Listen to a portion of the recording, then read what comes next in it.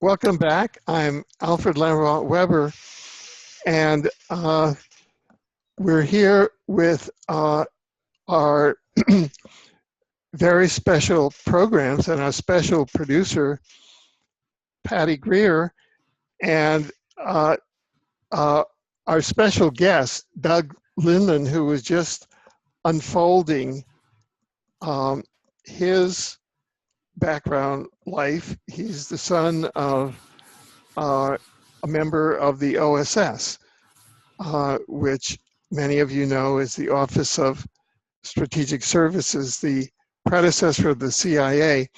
The running joke was, "Oh, so social," referring to the Harvard-Yale blue bloodline that went into the CIA. So, Doug, could you pick up that thread?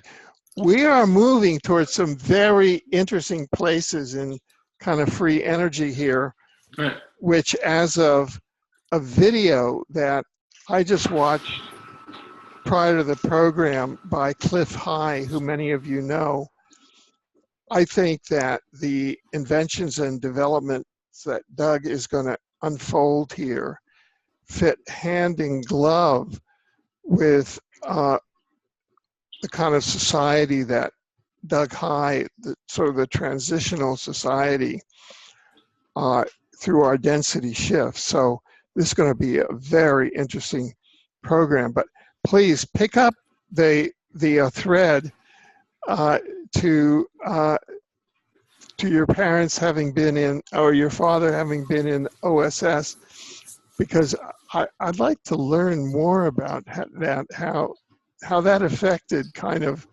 our cadre of children.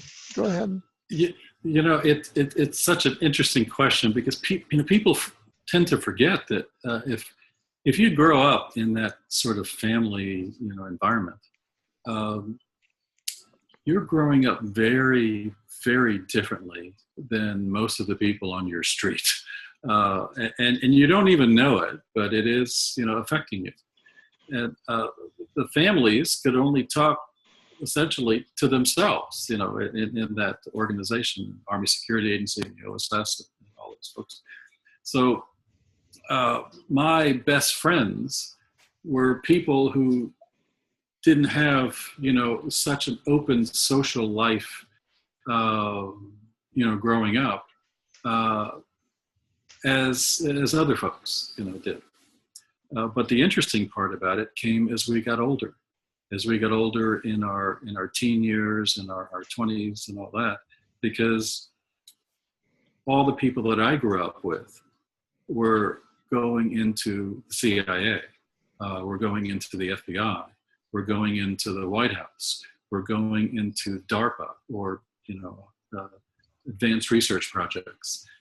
We're doing all skunk works operations. This is where our world of growing up that way was targeting us, right?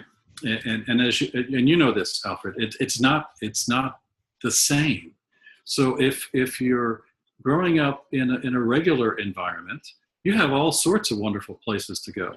But if you're growing up in that military environment, that tactical environment, you are already formed, as to what the areas might be you're going to go into and focus on.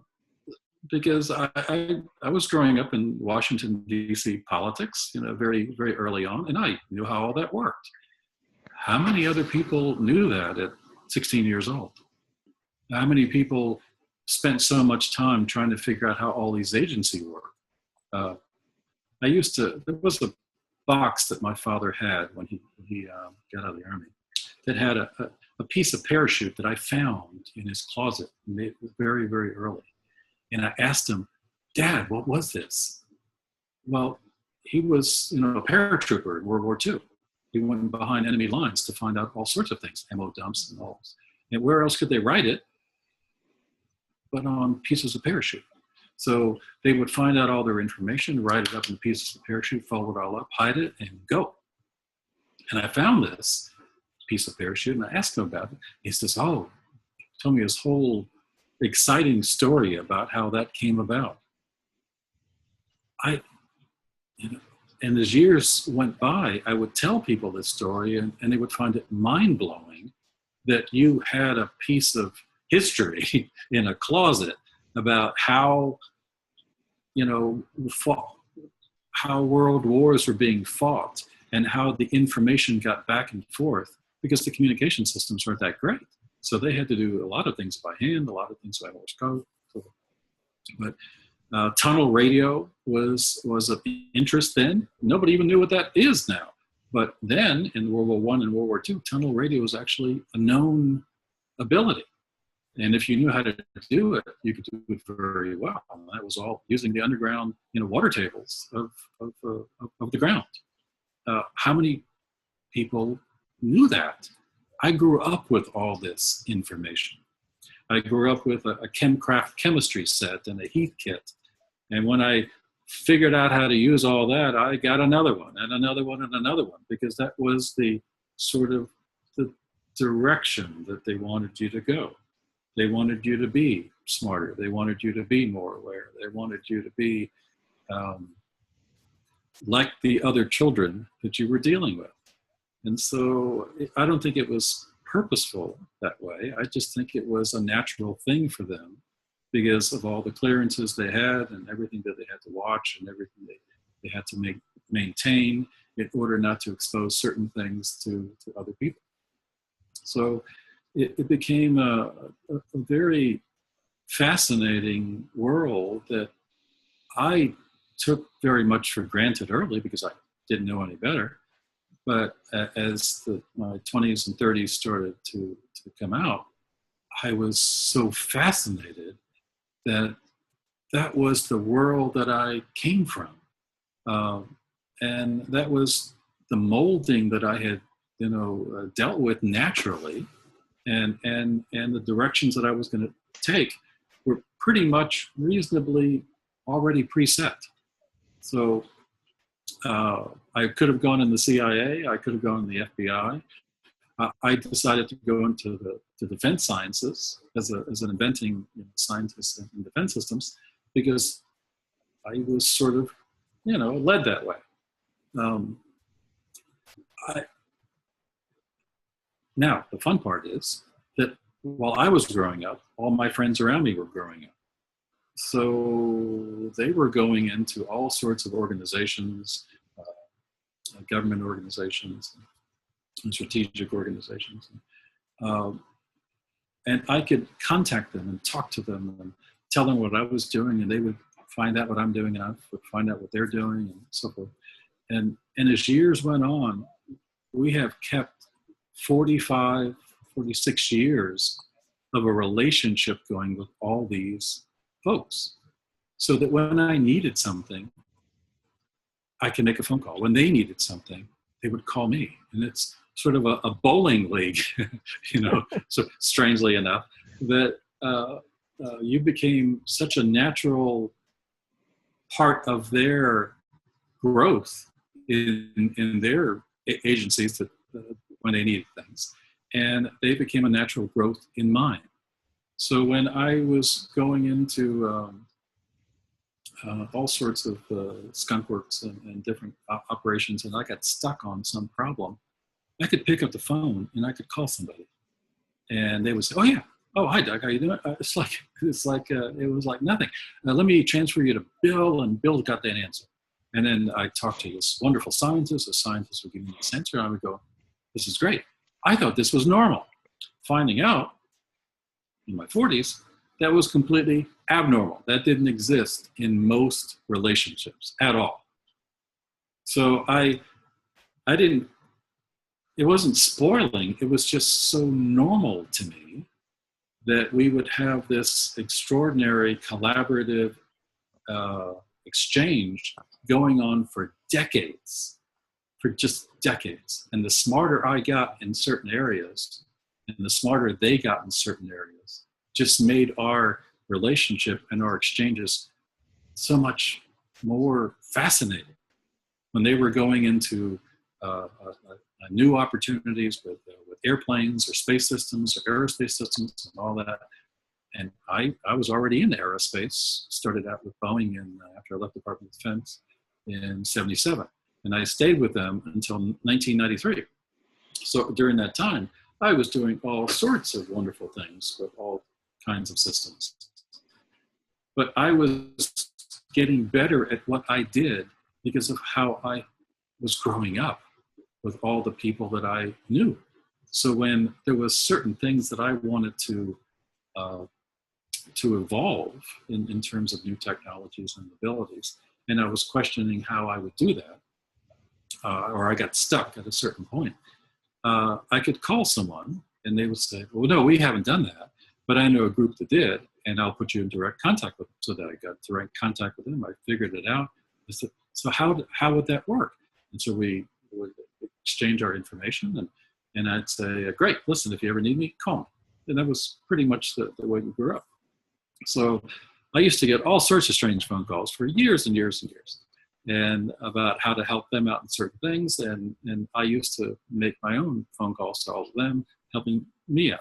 So we were all growing and learning at an alarming rate, because I'm talking about the ability to call physicists and material scientists and chemists and neuroscientists and all sorts of stuff at a push of a button. I thought that was normal. I found out early, in my career in Boeing, that was not normal. Most people didn't have those kind of connections, nor could make those kind of, connections. One of the most fun I ever had in Boeing was that the Philadelphia data center at some point went down, and because of my, thinking processes and consensus thinking processes and all those things that were driven into me early, I knew there was a way around this. I just had to figure it out. So they were panicking on what they were going to do because there was a flood and all sorts of things were harmed, and their computer systems were completely dead. And the leader of the Philadelphia data center didn't know how they were going to do that. So I was in a special group in Boeing, and they called us and they wanted to know how we would do it. And I said,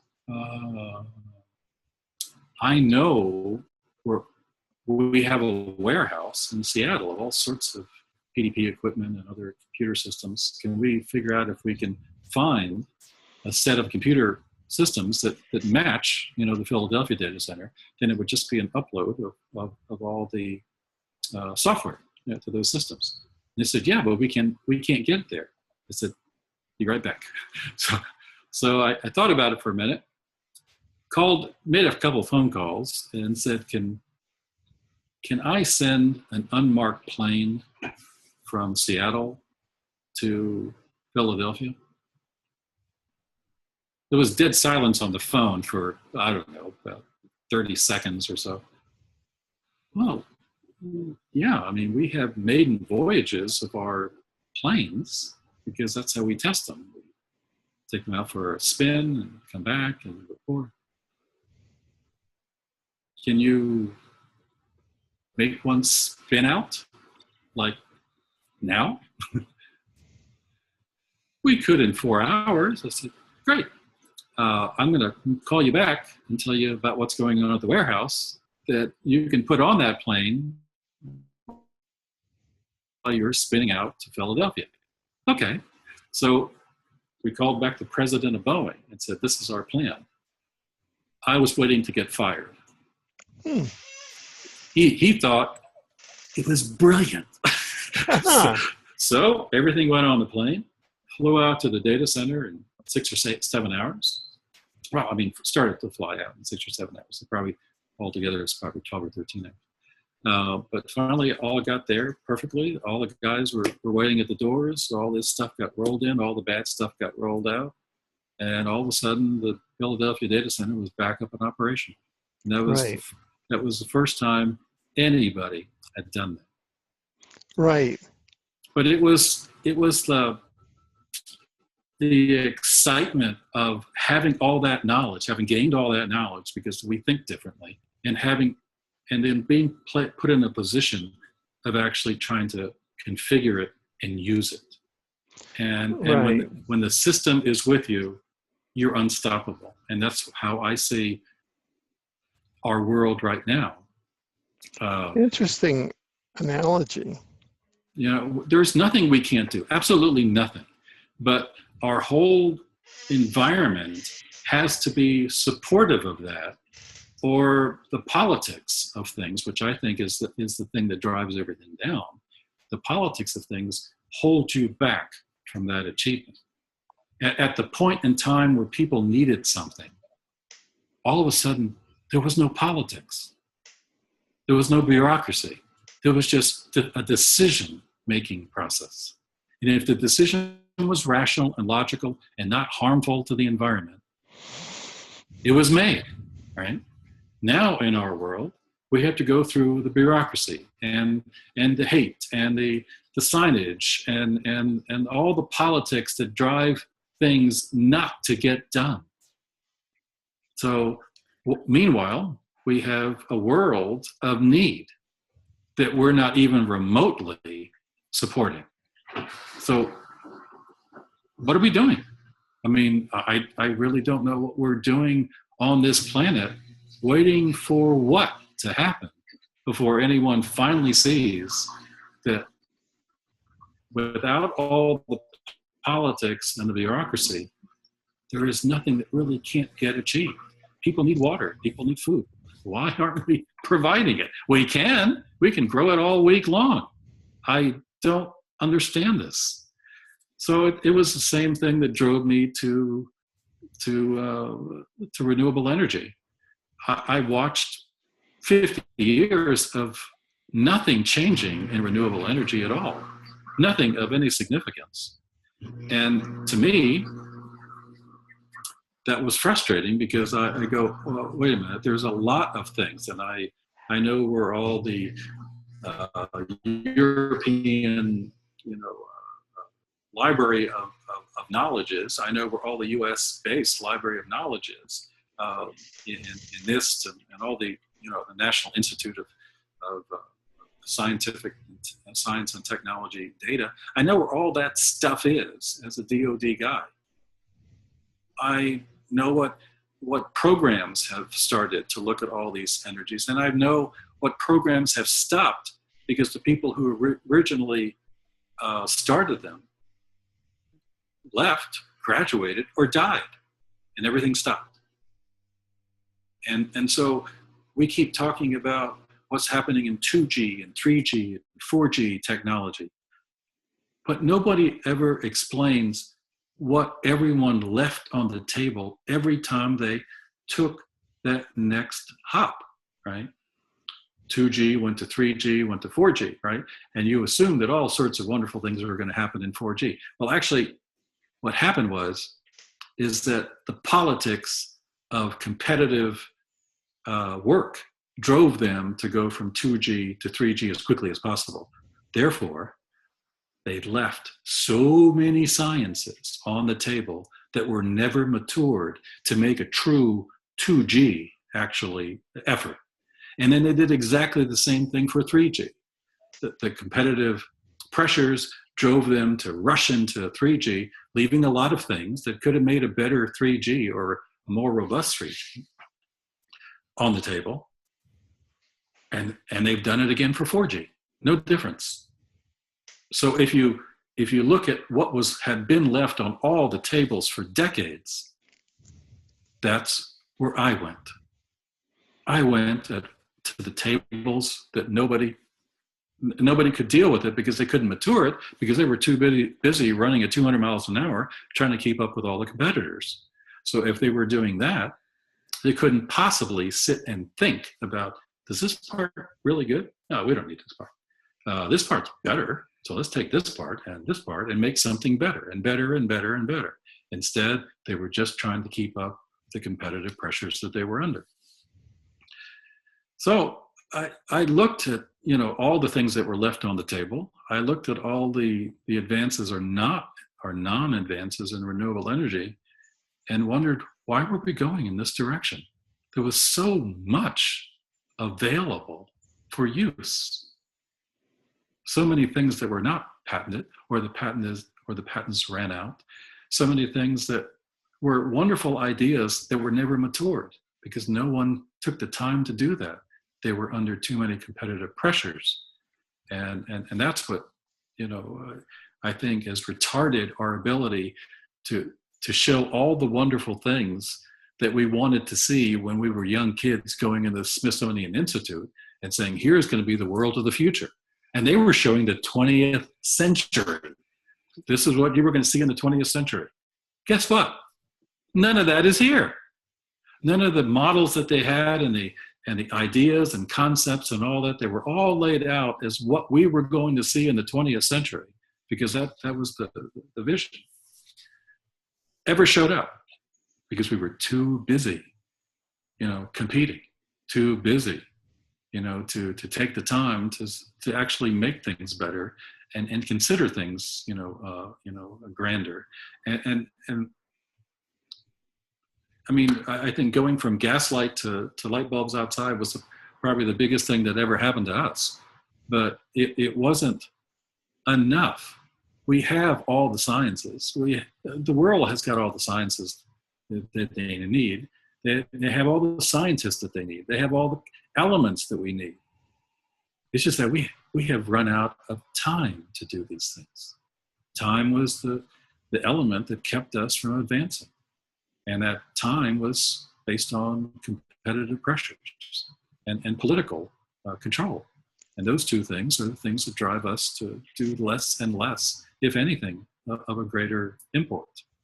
So I don't know. I mean, if you look at prior to the 19th century, chemists were just simply taking measurements of things that were having a reaction of something. Bubbling, turning green, turning purple, whatever. Saying, here's what we did, here's the reaction, and so forth. But it took years later to figure out that was only showing the external things that were going on with chemistry. Nothing internally at all. When nanoscience first was brought up in, 1957, 58, Dr. Richard Feynman, and then a decade later with Dr. Taniguchi. Those two guys actually set the course for bringing up the idea that we were building things externally to how we understood things worked. So if you kind of get that. Right. So, right. So we saw a piece of wood and banged a nail in it and said, well, this is how a house is built. But we don't actually know how all that stuff works. We don't actually know how the nail works, and we don't actually know how it holds into the wood. We don't see all that stuff. We don't see the inner workings of all that, or then. Now, at the nanoscience level, we can see the inner workings of everything. I look down the scope of a microscope that is showing me 65,000x. When I was in school, it was 150x.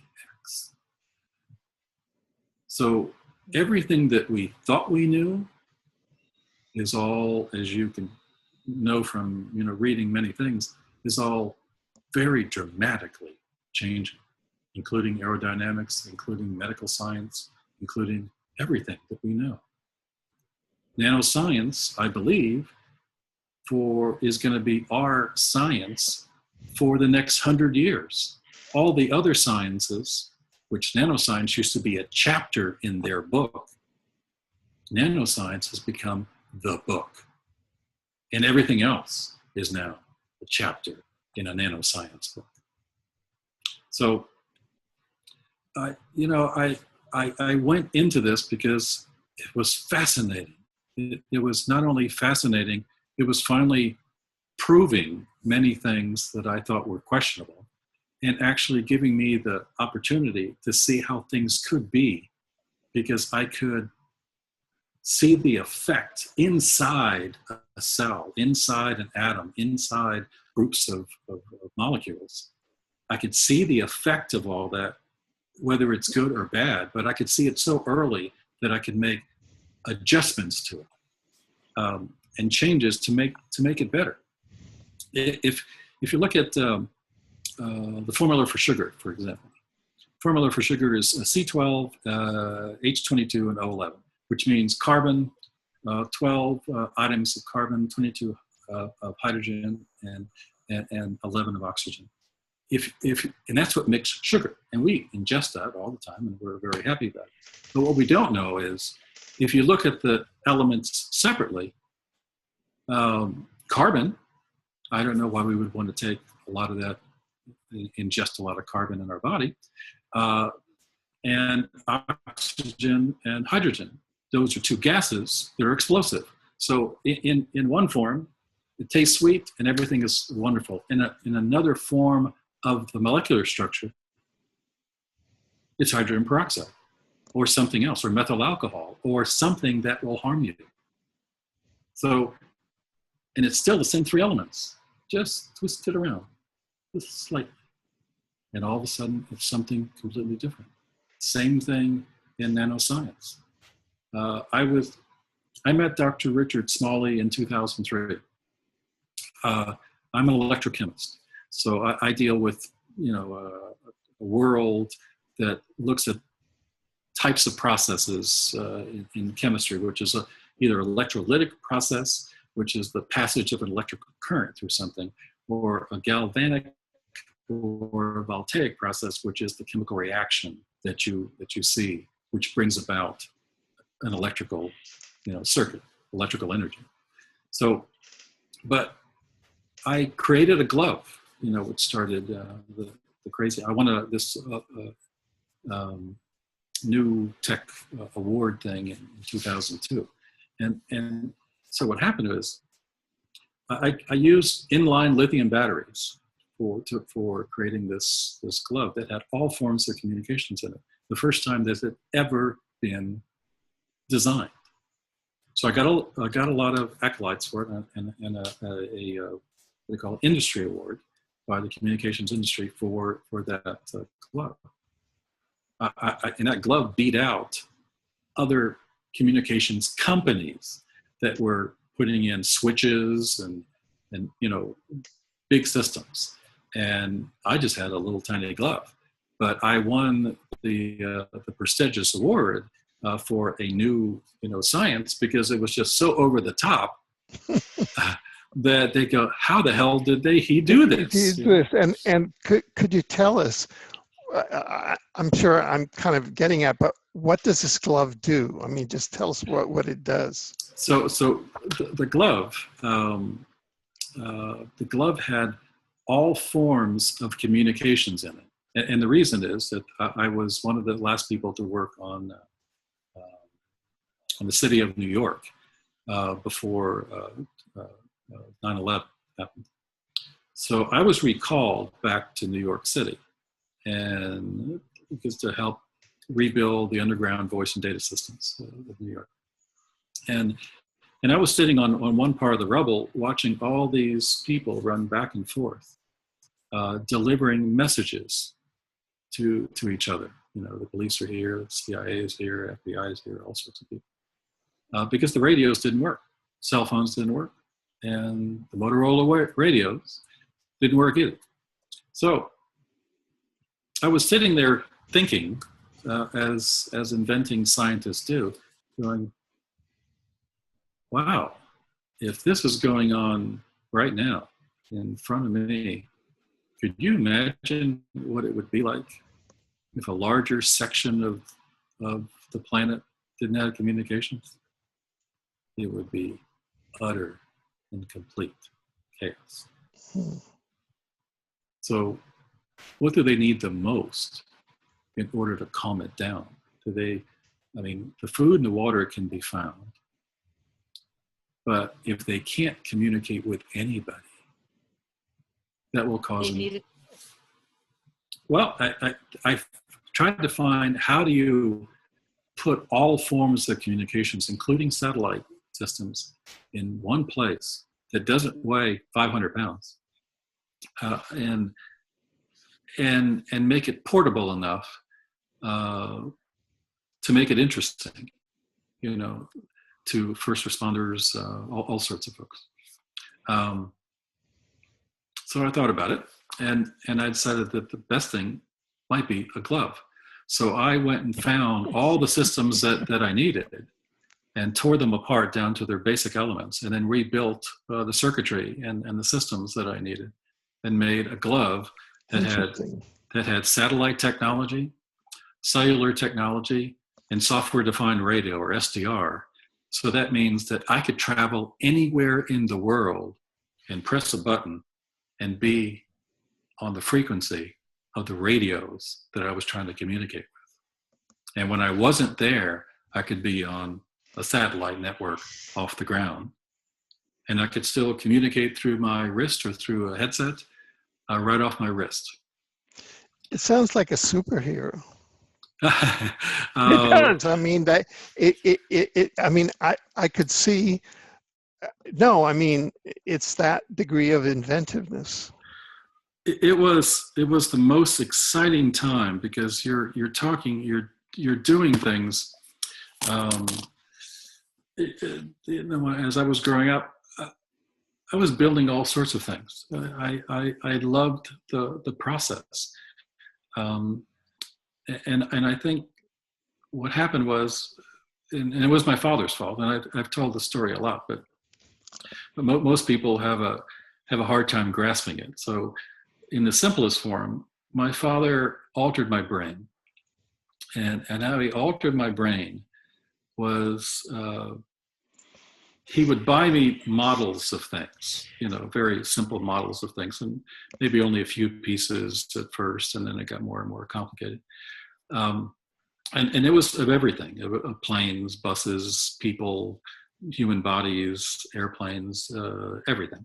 Everything you could imagine, he bought me a model of. But the game that we played, and he started doing that when I was probably 6 or 7 years old. The game that we played was different. He would say, I bought you a model, and I was so excited. I said, oh, great. We were going to do it together. What were we going to do? I mean, this was all going to be fun. He says, I want you to read the instructions. And we'll read it together too. I want you to read the instructions to see what they say. Okay. So I'd go and read the instructions and get it all down in my brain. I'd come back, and I said, okay, I read the instructions. I said, good. And he said, now give me the instructions. So I folded them up, and with a question in my brain, I wonder why the hell I'm doing this. And I'd give him back the instructions. He'd give me the box top of the model. And he says, now go assemble the model.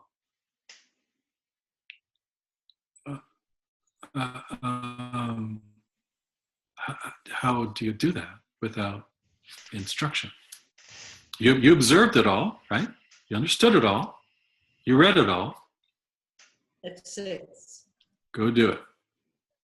So, first couple models were obviously a complete disaster, but that didn't stop him. I just got more models, and they got more and more difficult, and more demanding, and more pieces. And pretty soon it was nothing to me. Absolutely nothing. I loved the challenge of the next one.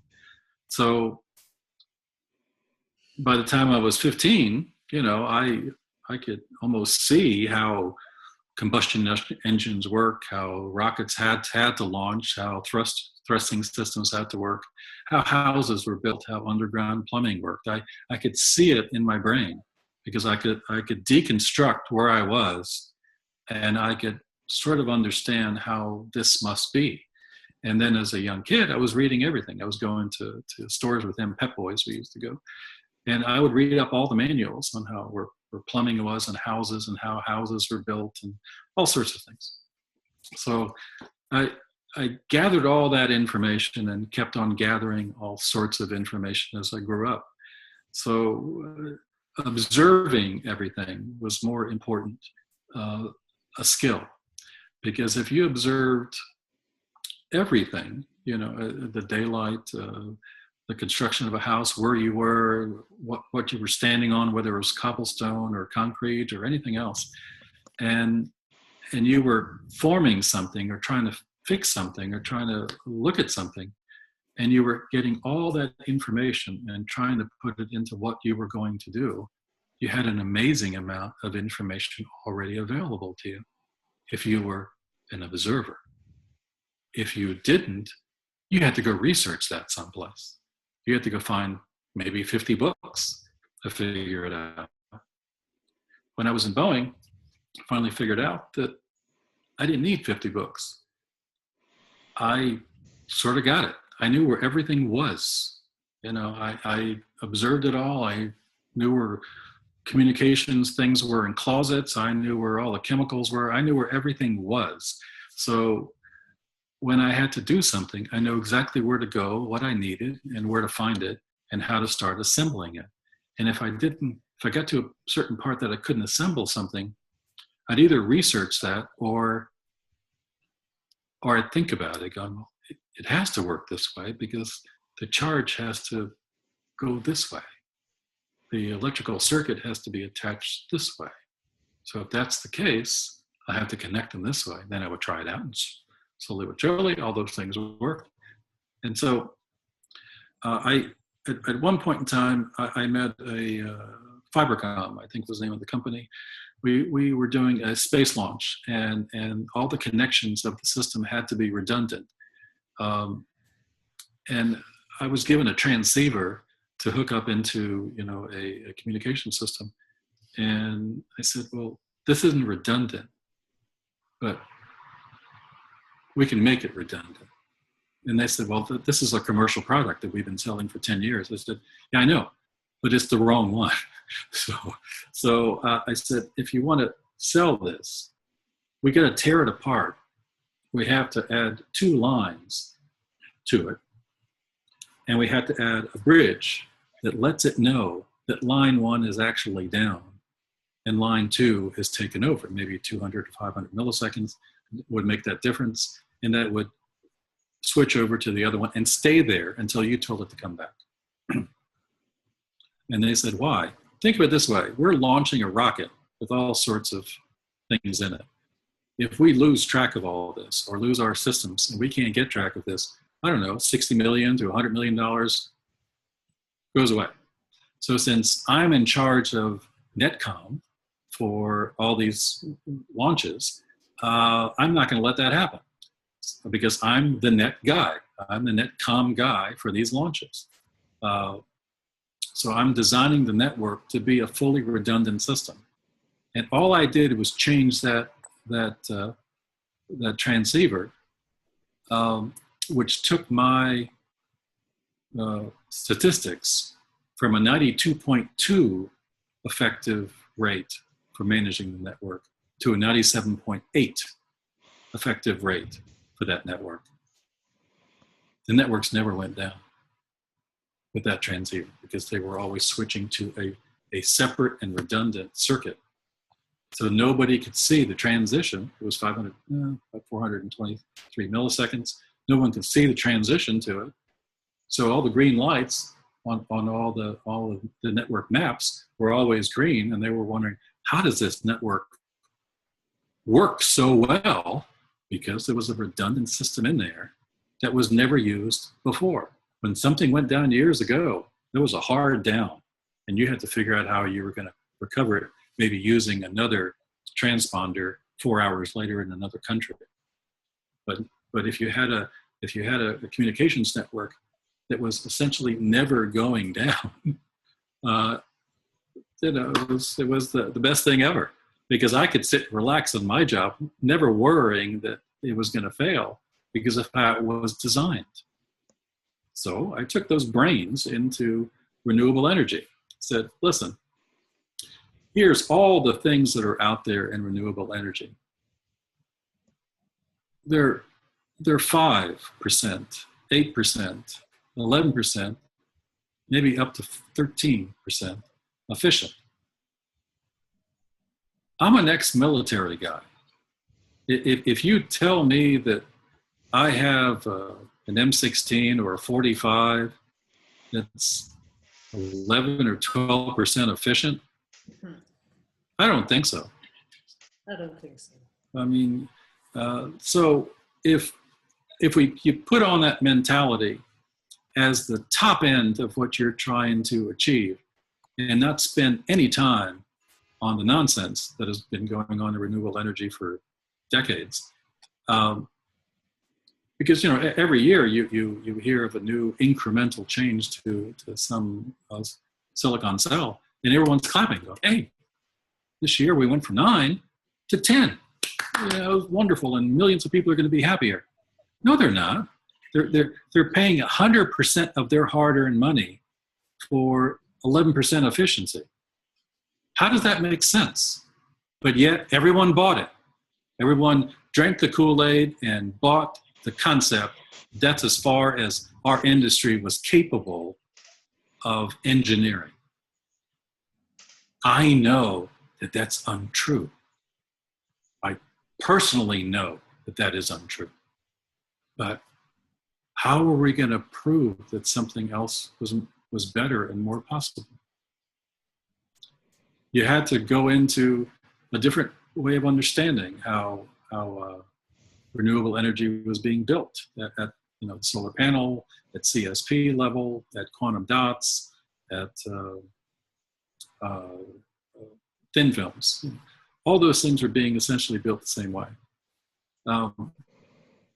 I wasn't impressed with a lot of that. I read it all, I studied it, I looked at all the chemistry, I looked at all that, but that's not what was the impressive part. The impressive part was they were all still following the silicon cell concept, only laying them out in a different presentable way. And I was thinking, if the silicon cell itself is the fault, why aren't we changing how we're going to look at the fault as opposed to the new dress on the silicon cell, right? So I looked at a way of eliminating the silicon cell because I thought that was what had not been done. So to me, it was like going into a room and wiping out all the boards and having absolutely no idea where you were going to go. And that was sort of taking me back to my days with my father. I had no idea how I was going to build this model, but I did have an idea of how it had to be structured. So knowing that I had to be able to use the sun, silicon cells only use one frequency. They use ultraviolet C. Okay, but they're getting ultraviolet C at an angle, 35, 40 degree angle, for 6 or 7 hours of the day. 6 hours of the day. Why? Why do that? Why can't you build something that absorbs all of the frequencies, the full spectrum frequency from the sun, which is ultraviolet A, B, C, visible light, and infrared, and they are all processing at different rates to maintain a higher level of efficiency. That was the mathematics that I used to figure out SLP. So if that's what we wanted to do, if that was the goal, then we don't have to worry about silicon cells. We have to figure out, how do we build that to absorb all those frequencies into one thing that'll now send that energy out, electrochemical energy out, to converters and inverters and all that, and create solar power. So we thought about it for a while. There's 10 of us together, and the people are very different because they're physicists, material scientists, inorganic and organic chemists. So we're all discussing in our skunkworks brains, if we're not going to do it as a physical, inline cell, how would we do it? So none of us had a real great clue at first. This was 10 years ago.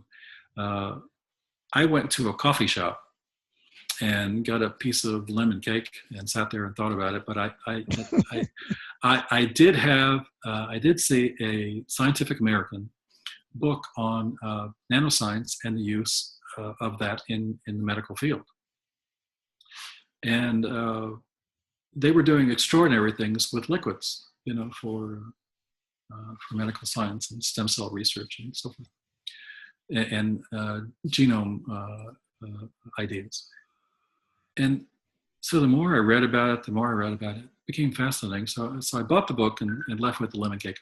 Went back to the lab and said, we need to call these people. So we called Johns Hopkins University. I said, listen, if we had a colloid of some kind, could we send it to you to test and see if you can make it a liquid colloid? Sure. So one of the other guys came in and said, by the way, if you send that liquid to these other laboratories, it'll be $1 million because they have to use particle acceleration to figure it out. We're not going to do that, but we're going to go down another route. so we went down the Johns Hopkins route. Johns Hopkins route sent me a letter and said, yes, it was great. Yes, and you have a liquid colloid, and it does have renewable energy properties. And that's all we knew, but that's all I wanted to know. But the great part about it was the bill. The bill was $423. Yeah, quite a lower bill from $1 million. Yeah, so at that point, we knew that we were economically and scientifically on probably the right road to making some sense. Because even if we did create something extraordinary, but it cost us $500 million to produce it, nobody would care anyway. So now that we had the economics reasonably there, we knew that nanoscience made the most sense to go down that road. But we still didn't have, the knowledge key of how we would do that. So enters Dr. Richard Smalley. He's in carbon nanotubes, fullerenes, all sorts of wonderful things. And I get to meet him in, I think, Cambridge, in the hallway, because he was giving a speech up there.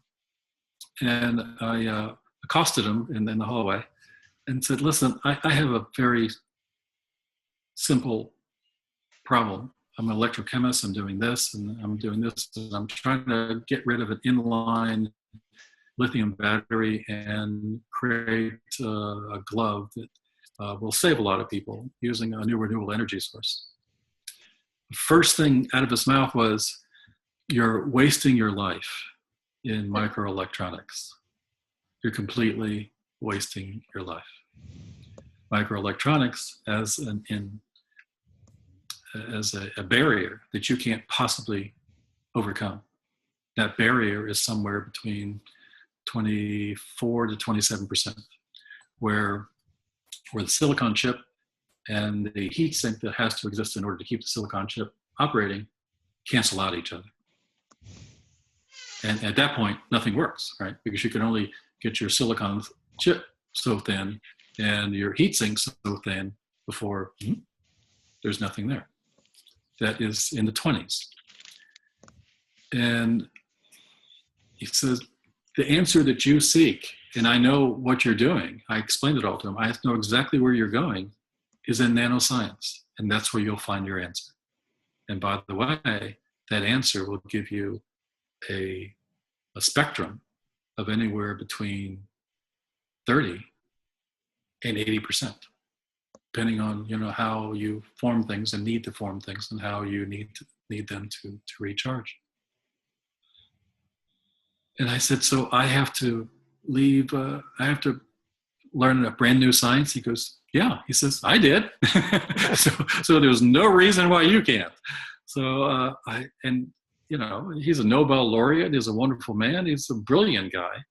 And I left just re-infused, that now we had the economics of it, we had the chemistry of it, and we sort of had a better idea that we were probably going down the nanoscience route. So we all met and had another one of those terrible pizzas that we have, and wrote on a pizza box, the way we were going to approach this. And what came out of it was a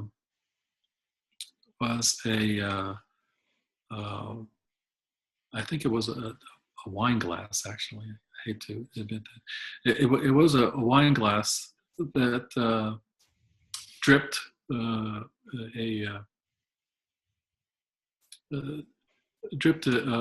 teardrop or so of condensation and dropped on the table. At the same time, we were sitting near a window. Light was coming through the window, and it was refracting through that drop of water. And we were all, talking to each other, going, "Well, what do you think we're going to do?" And I just kept looking at this piece of, this drop of water. We should do liquid, solar liquid. And that's what started it. Jung's scarab beetle and synchronicity in another form. Mm-hmm. Absolutely. Yes, it's way more fun for those kind of things to happen than to, go sit around and trying to figure out how you can compete with someone. I could care. I'm more interested in how we transition and transform what we're doing into something far, far better and far, far more efficient and for the masses, as opposed to just saying, "Gee, Bob, how are we going to compete against all those solar panels from, Solar Panel A company?" Well, we'll just get another solar panel and add something else to it just to make it just a little bit better than that one. So what you're really illustrating by experience, I mean, you're telling us about your experience, is that the transition is what we've been really talking about, is the consciousness density shift. Absolutely. Is that it's not only a technology, but if the technology is a reflection of our inner consciousness, in other words, the technology is a manifestation of our inner consciousness, right, then that's exactly what happened there. Your whole process had to include incorporating feedback from a living universe that was saying, "Nudge, nudge, here." Right. Liquid. You're absolutely right, because we have knowledge, right? So it's a matter of, at what point in time do you sort of get slapped in the face going, think about this, if you're trying to fix this and you have all this other information, this is how you start getting that information out and using it in a different way. Dr. Edgar Mitchell was Apollo 14 astronaut, a good dear friend of mine. He just died recently in February. Yes, I know. I know and knew Dr. Mitchell very well. Yeah, he's a dear soul. And so he died on essentially the 45th anniversary of his moonwalk in 71. And I went to Florida. So we hung out at his house, drank an excessive amount of wine. But the fun part is when he told his life in space, what happened in space. Because at that point, he becomes a completely different soul. For that experience that was an experience of a lifetime. So he tells me about, I think Armstrong went with him and another guy, Sacco, but there's three guys that went up in Apollo 14. Alan Shepard. And, but they experienced something in space. They all did. They experienced a conversation, a conscious conversation with another being in space. Can't talk about it, or they couldn't talk about it. But it became the basis for his building the Noetics Foundation, the Noetics Institute, because he did experience it, he did go through it, and it was hard to forget because it wasn't a verbal conversation. It was mind to mind. New for all of us, right? But in such an experience, you can't possibly ever be the same person, you know. And he wrote in a note somewhere, or in a book somewhere, that all of them on Apollo 14 went up as astronauts and scientists, and they returned humanitarians. They saw the world far, far differently now than they ever did when they were launching into space. And that we are on this fragile, you know, marble that we live on. And we need to take far better care about what we're doing than we are currently doing at all. We have no other place to go. I mean, we can travel to another place, but the likelihood of all of us, you know, leaving tomorrow and going to live on Mars is, I don't know, zero. Because it doesn't make any sense. It doesn't make any sense to live there. It makes sense to mine there. It may make sense over dozens and dozens of years to create outposts or prisons or something, but it doesn't make sense for all of us to get up in a ship and go over there and live. I mean, that's Elon Musk's idea, which I think is so far-fetched that I can't even deal with it. So, I mean, I'd rather spend our billions and billions of making, you know, livable systems underwater, right where we live, as opposed to traveling for almost a year to get to a planet and then waiting for a year or two before the planets are realigned to shoot you back to Earth.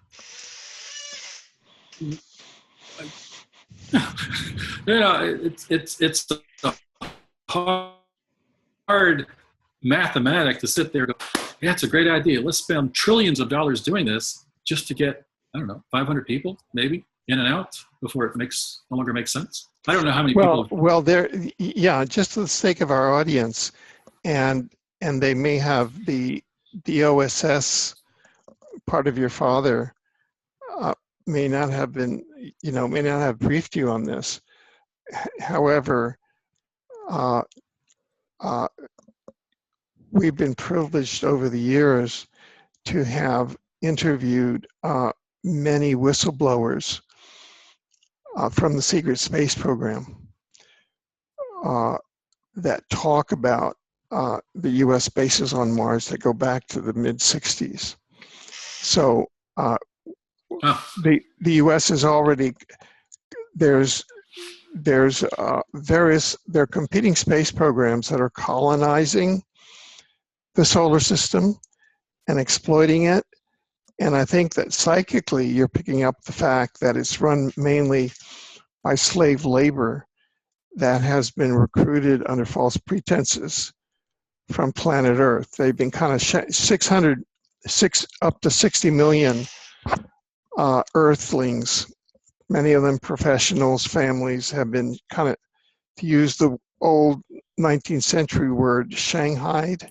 Right. No disrespect to China or the Chinese, but that's what they used to do back in the old days to get the railroads built in North America. So I know that you ventured into the secret space program, which is a very kind of a specialty area.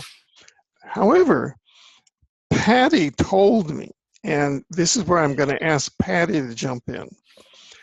And because I've been fascinated over the last hour, and we're at the 1 hour point here. Oh my God. Yeah. To follow. I talked that long? No. Wait. Hold on. Because I've been tracking your thought processes, and part of me thinks that your father may have been carrying out an OSS script on creating really bright young government scientists with these childhood games. Okay, I've just got to say that's what's going on inside of me right now. Okay, good. And so I feel really good, speaking to you.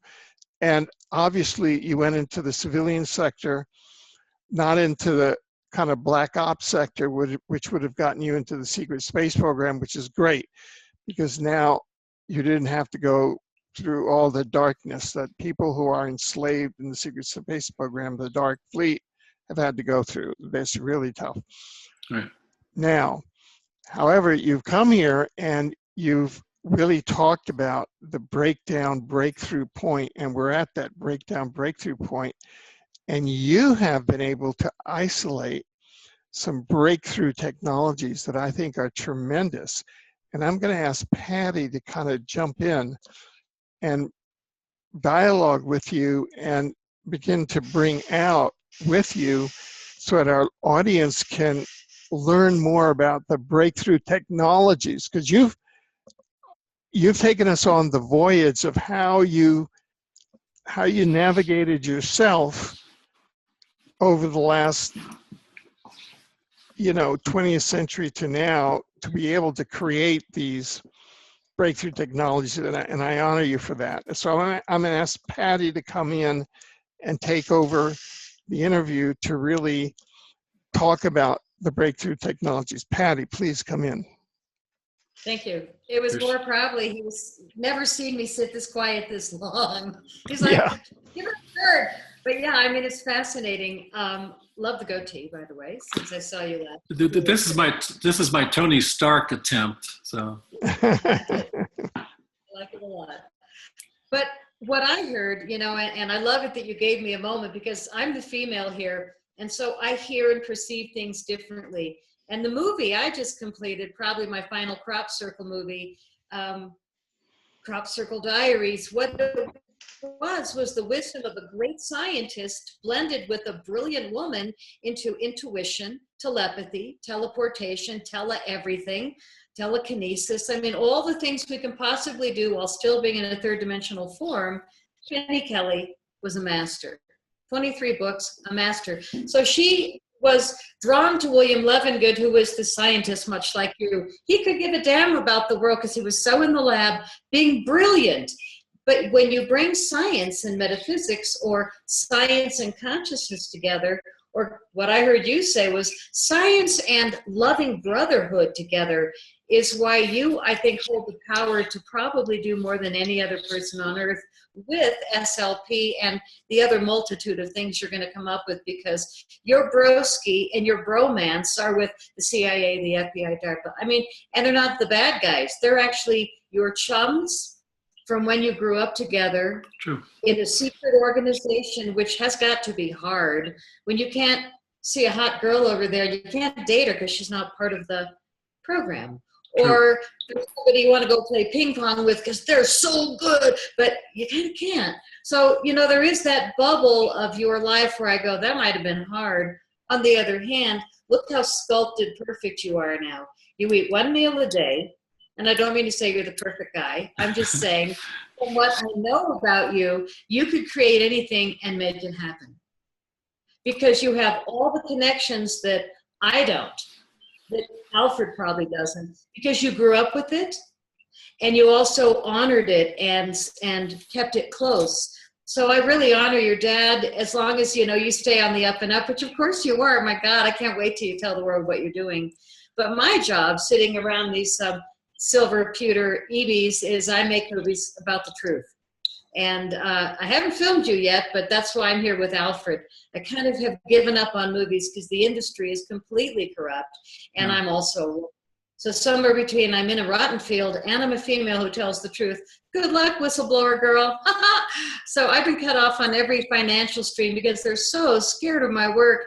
So now I'm just getting Alfred, who's got a huge audience that's hungry for the truth. And if I can't do it in movies that have won a ton of awards, I'm going to do it on the air so that people get the data.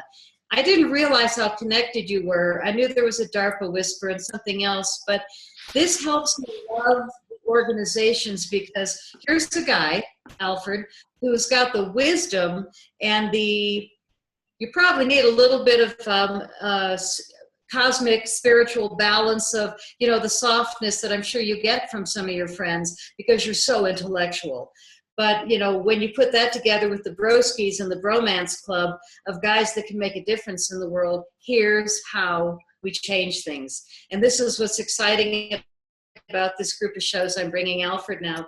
It's all the brilliant guys that have all the data, but if we can get whatever we need in the third dimensional plane to you and to me and Penny Kelly for the product that we're trying to bring to market, which is what happened in crop circles is they're growing 30 to 400% more food and biofuel with up to 75% more nutrition per plant.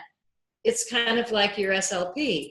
These are miracles, but they're really not. They're the conscious mind working with consciousness and science to say, let's take the plasma field and manipulate it for the good of humanity.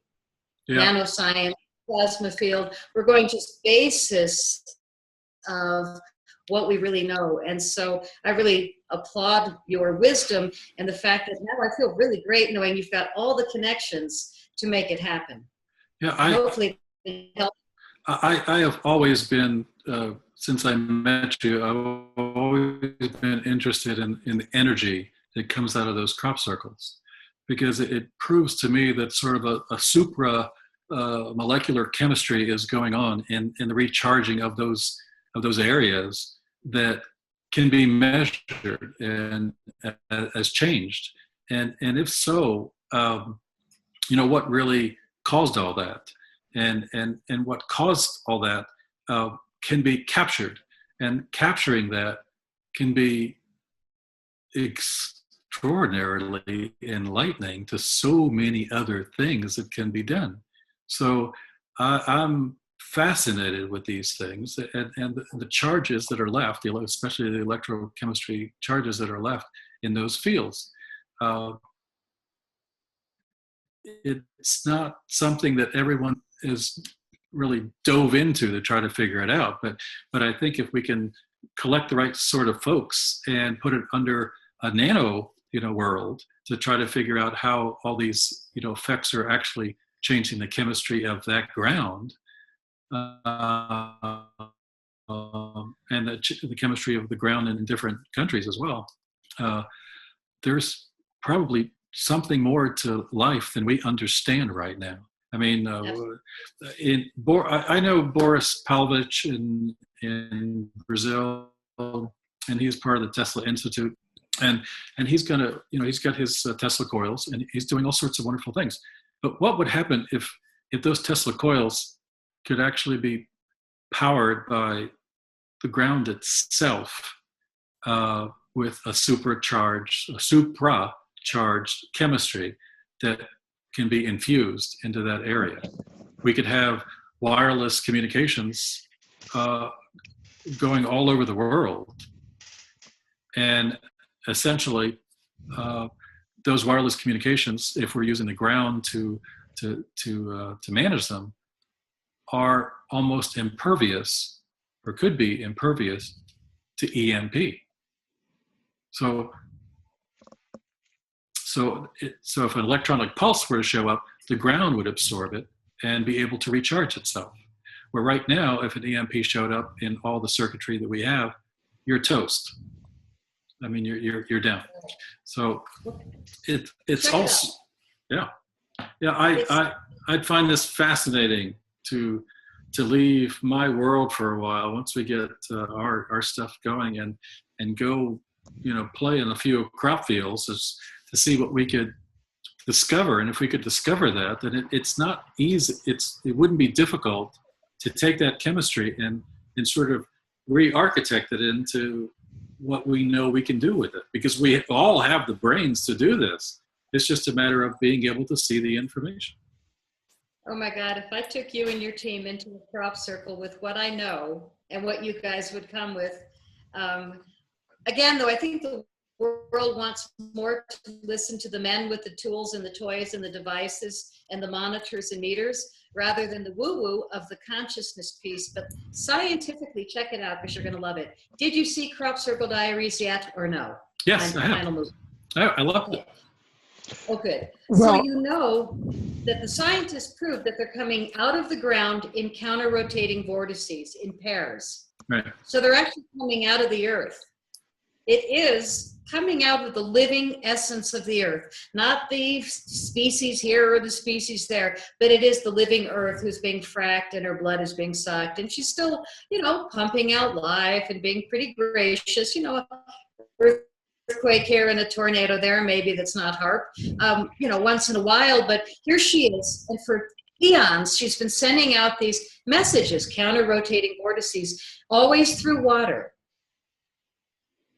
So water is also imprinted with these frequencies of counter-rotating spinning plasma fields. Now, if humans were meditating the day before that, and a group of people were consciously looking at a photo and saying, I wish God or Jesus or whatever they want to name the earth, energies, that's always listening, always conscious, I want to create this picture in a crop circle, and sure enough, it happens. It happens within days. I have 3 instances. One was my own, and you know, with the Crystal Castle in Crop Circle Diaries. But I know that there's human element in these spinning, counter-rotating vortices.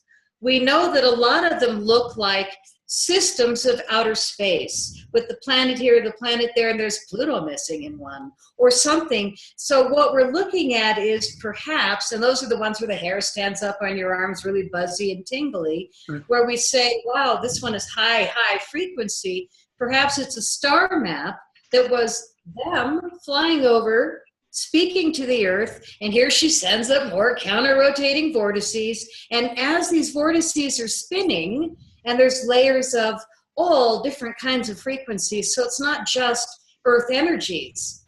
There can be human consciousness, there can be ET elements, and so the hair is going zzz, and the people in the field are looking at each other like, oh my God, I feel it. So what we've got is acres that have agreed with their liquid form to bend in a particular way and stay that way and continue to live. And I'm not wasting time on the human-made ones, but this is how real crop circles are happening. So Lefty, Levengood, and Penny took back to the lab these measurements like you would like to do. From the center, what's the frequency? Right. 5 feet out, 10 feet out. And the difference in the metallic particles that were thrown as the field was being spun, and all at one time, what I proved was that they actually communicated in a binary code. You've got these spinning vortices. When they get to the exact right frequencies, we've got ion, electron, avalanche frequencies. We've got spinning everything. Microwave is only when the humans are throwing it in. That's not a natural earth energy. Right. There's the thermal gradients. There's all kinds of things moving through the earth that are adding to the spinning vortices. But when the frequency is exactly like a crop circle, they shoot a message to each other, these spinning balls of plasma, and the human eye, when I take photos, the few people that get photos of orbs or spinning balls before crop circle lays down, they just look like a ball of light, but what it is spinning plasma at the base of the vortex. So it's all done in perfect divine order, but they did recreate those frequencies in the lab. They did come up with a machine to be able to recreate those spinning plasma vortices. The field and the frequencies were measured and manipulated to create the same effect. So yeah, but see, it's this beautiful thing of consciousness blended with science. And I'm looking at your perfect life because you've also got the pieces of how to bring it, how to not have it get stopped, blocked, you know, and you also, you know, hey, John Hopkins, you know, hey, CIA, but it's the good guys. It's the people that are, so what we have is, I'm looking at a new paradigm of possibility. Mm. You are showing us an example of what most organizations don't have. What is that? Oh, that's love. That's respect. That's what you have. And when you can bring love and respect to all the members of the CIA, the FBI, DARPA, Secret Space, the Cosmic Girls Club, the scientists, the physicists, when everybody's treating each other with love and respect, then all these things are going to happen so quickly. Right. You're right. There's nothing you can't do. Nothing. Right. So I'd be glad to take you into the crop circles. Because it really is, politics and greed, other things that just keep our progress controlled. Well, we're breaking through that with these shows, and Alfred is so gracious because he trusts me every time I show up with a show. We always have a good time. But the only other thing I wanted to say about your comment about Elon Musk and what we're spending the billions out into space, I find it humorous that we've had tens of thousands of crop circles, which are clearly messages. They're not a bunch of drunk guys with boards and ropes in Argentina and Italy the same night as England and France. So they really are messages, in my opinion, that are earth energies, us, and ETs, if all of us want to or not, but it's always the earth. So what we have is a real communication coming from other dimensions that we've been ignoring. And if I look at what happened to the crop circle science, it was big in the 80s and 90s. Only in the last 2 years, they closed our research center. But all those decades, they threw out a couple of people that they made very famous. I call them the actors of crop circle land. And they're still getting awards, and they're still, whatever, but they're not active. They haven't been in the fields. But I think they were paid to misinform the public, which is another whole story. And the crop circle science has really been suppressed because the seeds are growing 30 to 400% more food, and we have the technology. Plus, they're giving us messages where we're shooting all these satellites and trying to communicate, where meanwhile they're going, excuse me, there's a crop circle two fields away. Would you go take a look, because we just sent you a love letter? We just sent you a sticky note in the field. Excuse me, Elon, there's a message. There's a crop circle 4 miles away. And we're too busy, So yeah, crop circles are a true communication from the other dimensions. And I love it that people like you are starting to go, wait a minute, they're not fake. So let's move into moving forward with your SLP. So we know where you came from, and how is this incredible thing that you came up with going to be applied to humanity soon? Yeah, could I ask a question which I'm sure every member of our audience is asking? What does SLP stand for? Solar Liquid Power. Okay. So if we go back to the drop on the bar table of water where light shot through it, that was the first idea of coming up with a liquid power source. And that was in 2003. So after that sort of put us on the road to do nothing but to come up with or back into that concept using laws of thermodynamics, so using standard physics that we understand, but yet manipulate the molecular structures of all sorts of things in order to arrive at a liquid colloid or a liquid immersion that could be used as a spread to coat just about anything. So at that point, it became the only focus. The only focus was, we were very focused at that point. We didn't have 25 other things distracting us. We knew it was going to be a liquid. We knew we were going to assemble the kind of elements that we needed that had to be non-toxic, because they were going to go out and people were going to live around them and use them and smell them and taste them and all sorts of things. So we had to find a model that worked, to do that. So we did a little bit of thinking, and we decided to contact a couple of paint companies to do this for a living, and said, so what are your rules for processing because they have a liquid colloid. Paint is a liquid colloid. It's a liquid in the can. It's dry on the wall, and it stays in that final application as paint on the wall. So it's the same thing for molecular structure. We're going from a liquid to a solid. So Yeah, sorry, another.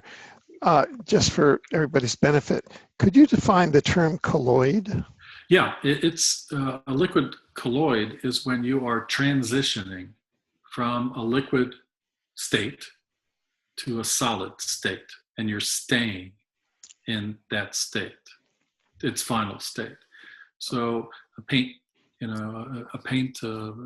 emulsion, as an example, is a liquid colloid. That its state will change once it's out of that can and placed on another substrate. Its state will change from liquid to a solid, and then it will stay a solid. So we were looking at paint companies and how they process, colloids, and they told us all their rules. They said, well, you have to have this, and you have to have this, and you have to meet VOC regulations, which means the volatile chemicals that are in your mixture, and that has to be, at 1 or 2% or less. And so we were getting all their knowledge about how to create a safe liquid colloid for the public, because we knew how to create the colloid, but not necessarily safe.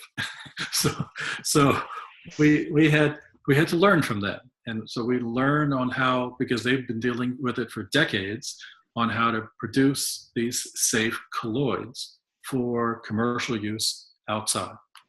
And since ours was going to be a renewable energy in a liquid and was going to be outside, we had to think in terms of safety and regulatory, safety, occupational safety, and the effects on humans and our surroundings in what we were doing. So we were trying to be responsible very early on to make sure that we had something that people would want. Because even if we built it, and if we built it wrong and it worked, if it worked and it destroyed everyone around you, we didn't achieve much. So we wanted to make sure that it was in fact highly safe and non-toxic. And that's what started our road down to which element across the periodic table in its good and bad molecular structure do we have to eliminate, because it won't contribute to a low VOC. So, for example, H2O can either become carbon dioxide or it can become petroleum, depending on how you mix those molecules. So we wanted to make sure that our mixture of molecules resulted in a compound that was safe. So, all right. So we started out with about, of the 90 or 95 elements that exist, natural elements that exist, we started out with about 26, and over time we reduced those to about 22. And over time we designed the molecular structure that would become solar liquid power. So I take you now back to your childhood, where you would, on how this molecular structure sort of works. Think about blowing a bubble in soap. So you blow with a straw. So you blow a bubble in soap, and you have one sphere. And if you're really, really good, you can go in there again with some more, and slowly but surely put another one inside. But guess what happens when you do that? It doesn't become a sphere. It becomes a square. And then if you put another one in there, it becomes an octahedral. And if you put another in there, it becomes deca. And so you can start changing the molecular structure of that original sphere into a different kind of molecular structure. So as you go through adding in molecular bridges to another set of molecules, you're actually changing the inside structure of that molecule to now form in a brand new and interesting way. And in doing so, we're adding spectrum, UVA. We're adding the frequency and spectrum of UVA. We're adding UVB. We're adding UVC. We're adding visible light. We're adding infrared, the kind of markers that would now attract those kind of lights in that same molecule. So this was the fun part. Fun part for many years. So as we're going through this, we're now, starting to see that we can absorb that light. In science, there are essentially two worlds. There's absorption, which is like a sponge. You absorb, put a sponge in water, and you're absorbing all the water. And there's adsorption, which is the holding and distribution of whatever you're holding. So you've held it for a while, and now it's going to be distributed. So how do you take the power that you're collecting, and how do you pull it through something and send it off to another area to process as direct current, DC electricity? How do you do that whole entire process? So the SLP portion of it was starting to collect everything we wanted it to collect. But now we had to figure out, we don't want it to stay in that state collecting all that power, because if it's just sitting there collecting it across all those frequencies for 16 to 17 hours a day, it's going to start lighting up. Just the heat itself is just going to start lighting a fire. So since we really didn't want to light all the roofs on fire on the planet, we had to find a way of not only putting out a coating, but taking some other coating underneath for it to bound to, that would be pulling that power into it. And as it's pulling it into the second substrate, that would be taking it into a charge controller, and that charge controller would be taking it into inverters and converters for different uses. Solar panels work on taking two wires and a ground into an inverter and converter and giving you whatever power they're collecting on the roof. So we knew structurally we had to sort of do it that way, but not architecturally do it that way. So in theory, we're following the same concept of a solar panel, but we're completely tossing out how it architecturally works. So architecturally, it was going to not work the same as the solar panel. It was going to collect all light, transfer it to a matrix, an organic and inorganic built matrix that essentially would, see if I can explain this. Pancake. All right. So the substrate is like a pancake. When we mix pancake mix together and throw it in a hot pan, it immediately sizzles and all that. And we watch it for a few minutes before we turn it over. But if you're noticing, all the molecules are coming up to the top and boiling and exploding. And so all those bubbles are coming up. You're going, okay, it's time to turn over the pancake. And you turn over the pancake, and it starts sealing all that stuff in. Now, when your pancake is finished and you look at both sides of the pancake, their faces are dramatically different. Okay, so spend more time looking at pancakes from now on. But so if you look at one side of a pancake, it doesn't look like the other side. And it's the same way in our world. We had a matrix that was going to be charged covalently on one side and ionically on the other in order to pull the charges. Because if you only have a way of, like a magnet, of pulling all the charges through, all the frequencies through, all the power through, the electrons through, then you have to have a way of distributing those as quickly as possible and off of the roof or off of your walls or off of the windows or whatever you're going to do with it. Because you didn't want it to sit there and process. You wanted to get it, collect it, capture it, and send it off.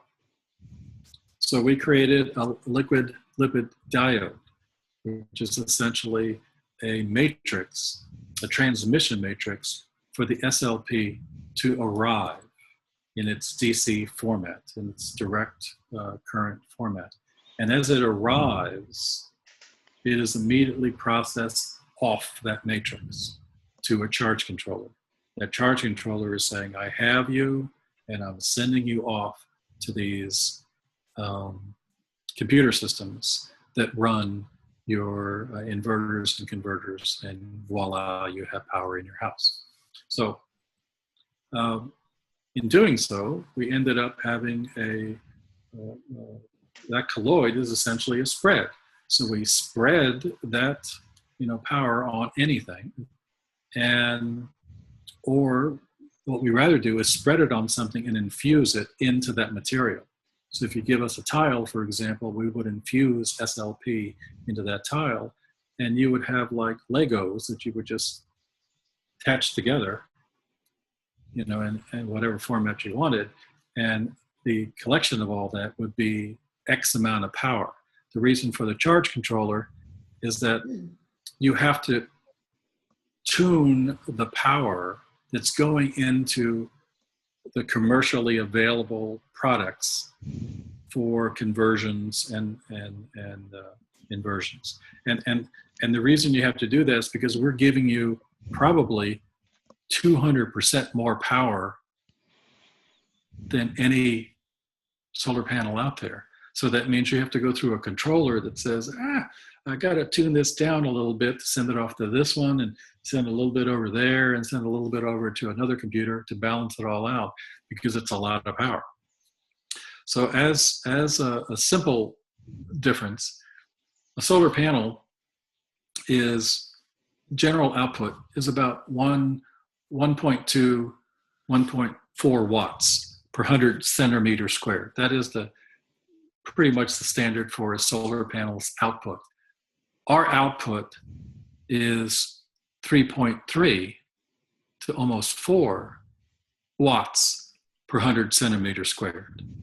So that is almost 200% more output power coming out of a molecular design colloid creating DC power than a solar panel.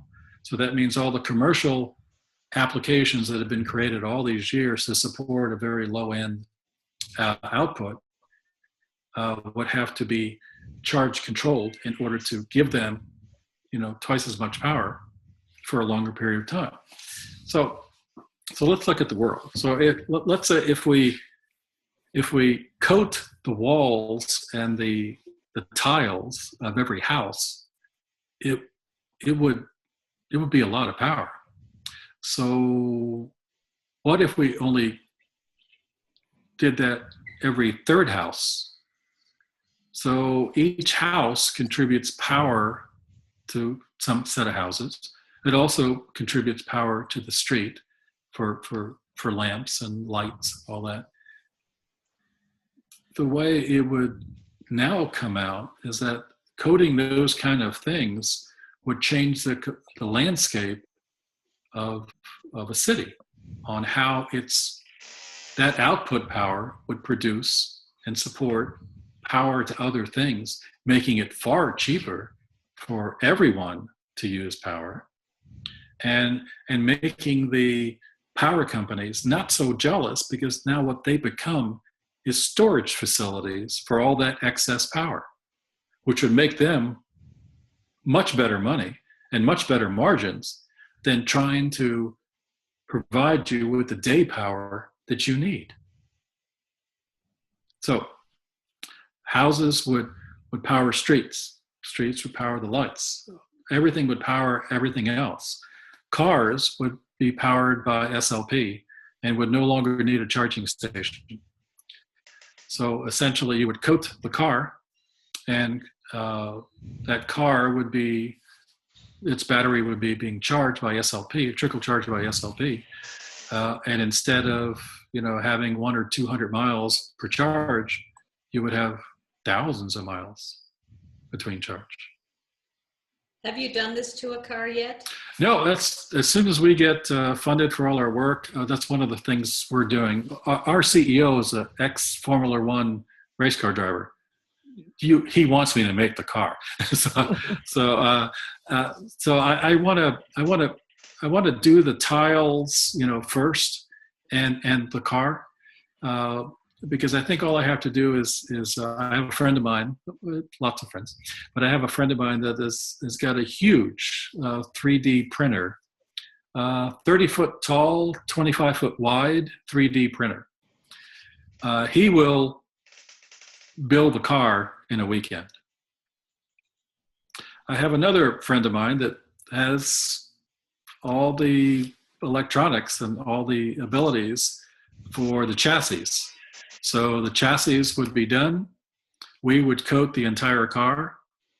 And the folks that I know out of Genrock in the state of Washington, they're my dear friends, and they will 3D the car. So we'll design a very cool Formula car. And David knows what kind of design he wants because he wants to show it off in Rome. So if we build it and get it all work, then David will ride it around and show everybody how it works. Yeah. Now, do you have this online anywhere, or is this kind of people have to contact you, or? Well, we're in the middle of a whole bunch of interest in SLP and how we're going to license it out, because essentially we're going to become the Coca-Cola company of renewable energy.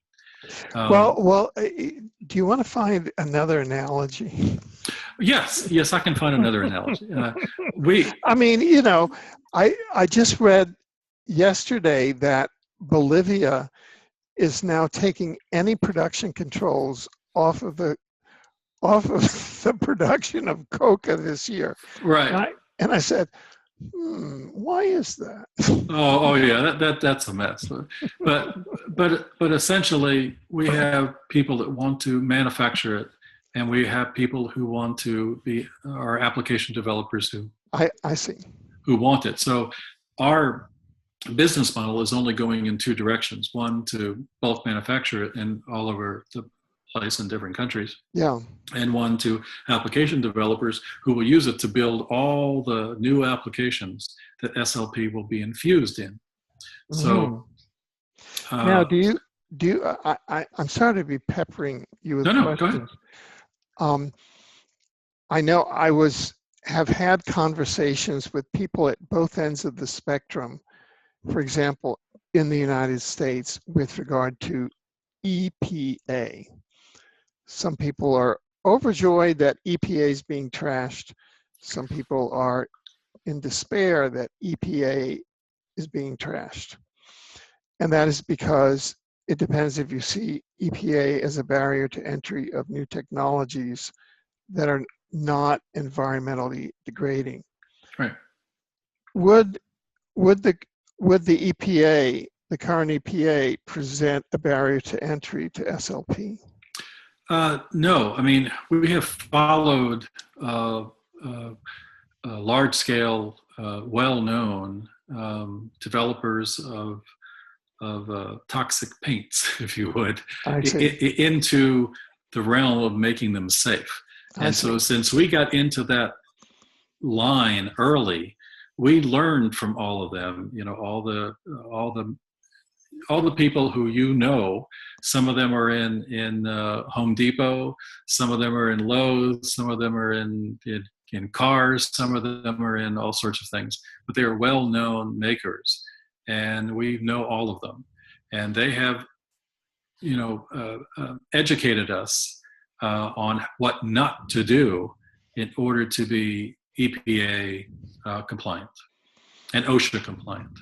So we have followed all that religiously because we don't want an issue. But we don't want to recreate our own rules on how to do that. So we're really following the technical coding rules that are already in place, and we follow those religiously. So if they have a new regulation on something, it's in our lab to make sure we comply with it. So right now, this is so great. go ahead. I mean, you can paint a car and have it powered. You can paint 1 out of 3 houses in the neighborhood and power the hood and the lights on the street. Right. I mean, and he has all the Broski Club where he's not going to get shut down. This is history in the making right here. And Alfred, right now, this show is going to go out to so many people that you are giving us all faith that renewable energy is going to break through the barriers. For me, this is what this show is about, is breaking through the old barriers, because the old paradigm does not work. And right. It is so hard to get the new stuff out unless you've got the right people around, and you do. And this is the greatest invention I've heard of yet. Oh, you're right. There has been so many people trying to do new things, but what they do is they take their technology, they write their paper, they jump ahead of themselves. And I'm sitting here watching this going, yeah, it's not going to work. But they jump ahead of themselves and then they get slaughtered. And then you never hear about them again because they weren't ready for the onslaught of the entrance of regulatory power. They just weren't ready for that. And if you're not planning that and you're not ready for it, you will fail and no one will ever hear whatever glorious thing you wanted to do because it'll fail at the line. It'll be stopped at the line. So what you're saying is that right now you're kind of building in a company infrastructure that will run interference with you globally. Again, we are going into production, and going into production means that all those rules and regulations we have replicated in our laboratory. So everything that we have to go through to prove that we're fine, I'm replicating in our production laboratory, so that those people can not only see what we're doing, but they can also see that we are compliant with what they're about to test. Right. Now, just to ask you a question, sure. One of the kind of memes that's out there now, I mean, in groups of people is, well, I'm going off the grid. And that's a big meme. Right. It can be your cabin in the woods. It can be whatever. Let's say it's a cabin in the woods or a cabin in the woods with sunshine, whatever. Once this is out, rolling out in production, can you build your cabin and paint it with solar liquid power, according to the specifications with area and all of that? And then that would power your dwelling. Is that? The idea is that you could build your cabin, and when you order all your materials, they would already come with SLP. It would be SLP infused. Oh, so that your ideal would be to make deals with prefabs. Right. So the windows come with SLP, the roof tiles come with SLP, the logs for your log cabin come with SLP already. And once it's assembled properly, you take all the black tape off, plug in your TV, and you're up. Oh, okay. Now, let me just ask you these questions, because we've been dealing with. I mean, I've been covering the whole area. One of their devil's names is called Fukushima, but you've got the nuclear industry. Then you've got something called the Rothschild Rockefellers petroleum industry, and they've been around for more than 100 years. Right. And, you know, I mean, you've got oil wars. This thing, like, it cuts the legs off under the petroleum industry. The So, the thing about the politics of these things is that privately in the world, there are issues with oil and the longevity of it in the future. Supposedly we have 48, 49 years worth of fossil fuel left before we are finding new and inventive ways of getting more fossil fuel. But if that's true, if that's absolutely true from the scientific data, then we have issues. If it's not exactly true, but it's sort of, right, maybe 80 years as opposed to 48, we still have issues. So the application of SLP and the discovery of it, we hope, because it has the potential for that, will last, over 100 years. So if we keep producing SLP and getting better at it, it's no different than a lot of these old companies that have been in existence for 150 years producing the same thing. We will be producing a liquid product that will be infused into all sorts of materials that will be used to build things. And then, steel, for example, is going to be replaced by graphene. Graphene is stronger, cheaper to make. So why not just have a lot of graphene plants? No reason. And I know the people for graphene, and that's all molecular based too. So I add the SLP to theirs, and they process steel that can go up, take all the covers off, and all of a sudden your whole building is powered. So there's all sorts of things that can be done, but they have to be done rationally. You and I both know that there are a whole lot of wonderful weekend engineers that could kill all of us.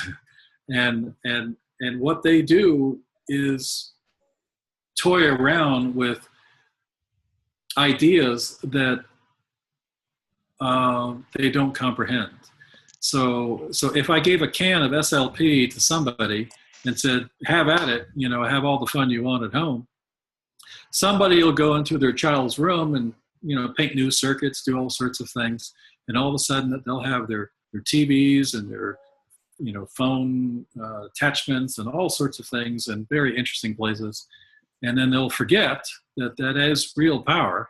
And they'll forget that their kid can actually touch the wall, and they'll forget that it will fry them. So we have to be smarter than that, because there are foolish people. So we have to, that's one of the reasons I want to get it infused in everything, because it would make it difficult for the weekend warriors to do very, very silly and foolish things. Right. Because this has such potential, and I'm having studied, it seems like we are the children of the petroleum nuclear age, right? All of a sudden, petroleum nuclear came about toward the end of the U.S. Civil War, and it came up around through the secret societies, And then that's why we had World War I. It was so that all the petroleum billionaires could become petroleum billionaires and trillionaires. And you're right there. I mean, that's exactly what caused all these things. Yeah. It was oil. Yeah. And so I'm kind of edging around the question of, and so how is it that, what's in this paradigm so that you are designing it so that we won't have a solar liquid power world catastrophe? The idea is that if everyone has it in all the countries, then that's détente, right? We all have it. Yeah, and we either have it or we don't. But yeah. But the idea is that if everybody has it, there's nothing really to fight about. everybody has it. So yeah, that's great. So this is now, do you have a patent? Is it a secret formula or what? all the above. Is this open source or what? No, not by any means. No. No, if it was open source, some lunatic will create rocket fuel out of it. I see. So no, we're not doing that. We are licensing it. We're all being very careful about how we license it. And about a month or so, I'm going to Saudi Arabia. That's Saudi interesting. Arabia now. Yeah, they want to talk. And yeah, well, all of my yellow bells go off as a war crimes judge. Yeah. So this is really interesting because our world is so fragmented and is happening at so many levels that anyway, continue. They're countries, the way I sort of see the world is that if we don't balance out how we do on the planet from an economic standpoint and a product standpoint, then all we're doing is infusing the problems that or creating the problems that would have happened some other way, but instead we're giving them a new avenue to cause a problem. So we're hoping that we get to all the bigger players at a certain point and that we balance this whole thing out, that their countries and their people are far better off with jobs and a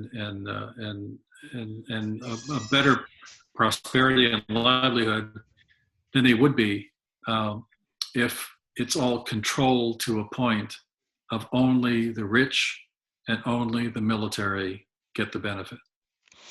Yeah, so my mind is suddenly saying, okay, so you've got Saudi Arabia, and they're a big player in OPEC over here, which is the oil producing countries and cartels, and you've got the whole history of all oil wars over here. So now you're coming with solar liquid power and you're walking into Saudi. So let's do a little kind of gaming out here. How is this going to work? How is that going to? I mean, the idea is that it will be licensed out. It's not going to be handed over to anybody. It's going to be licensed out for use in cars and buildings and all that. And then it's going to be the same thing in Australia, the same thing in New Zealand, the same thing in Brazil, South America, the same thing in the Caribbean islands. So that's why you say Coca-Cola. Yeah, I mean, right. I mean, it wasn't meant to be that way, but I mean, look at, forgetting anything that's going on with Coca-Cola in certain places, they have been in existence 150 years. They have sold and licensed the same bloody syrup for 150 years. Bloody toxic. Yeah, but essentially they've done that, as a model that seemed to, business model that seemed to have worked. So if we're in the world of allowing all these countries to prosper, giving them the means to prosper and hire people and get jobs out there and do all these other wonderful things, because we named our company on purpose Molecular Quartermasters.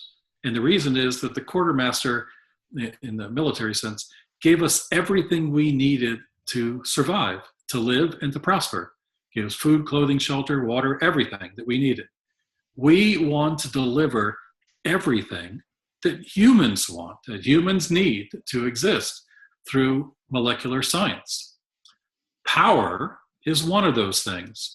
Molecular devices is going to be another thing we will have that is a frequency-based, molecular glove that'll pass over a body and let you know whether you're living or dying. So all these things will be coming out of the molecular science part of this, because as these things come out, they will be enhancing the lives that we live on this marble that we all live on.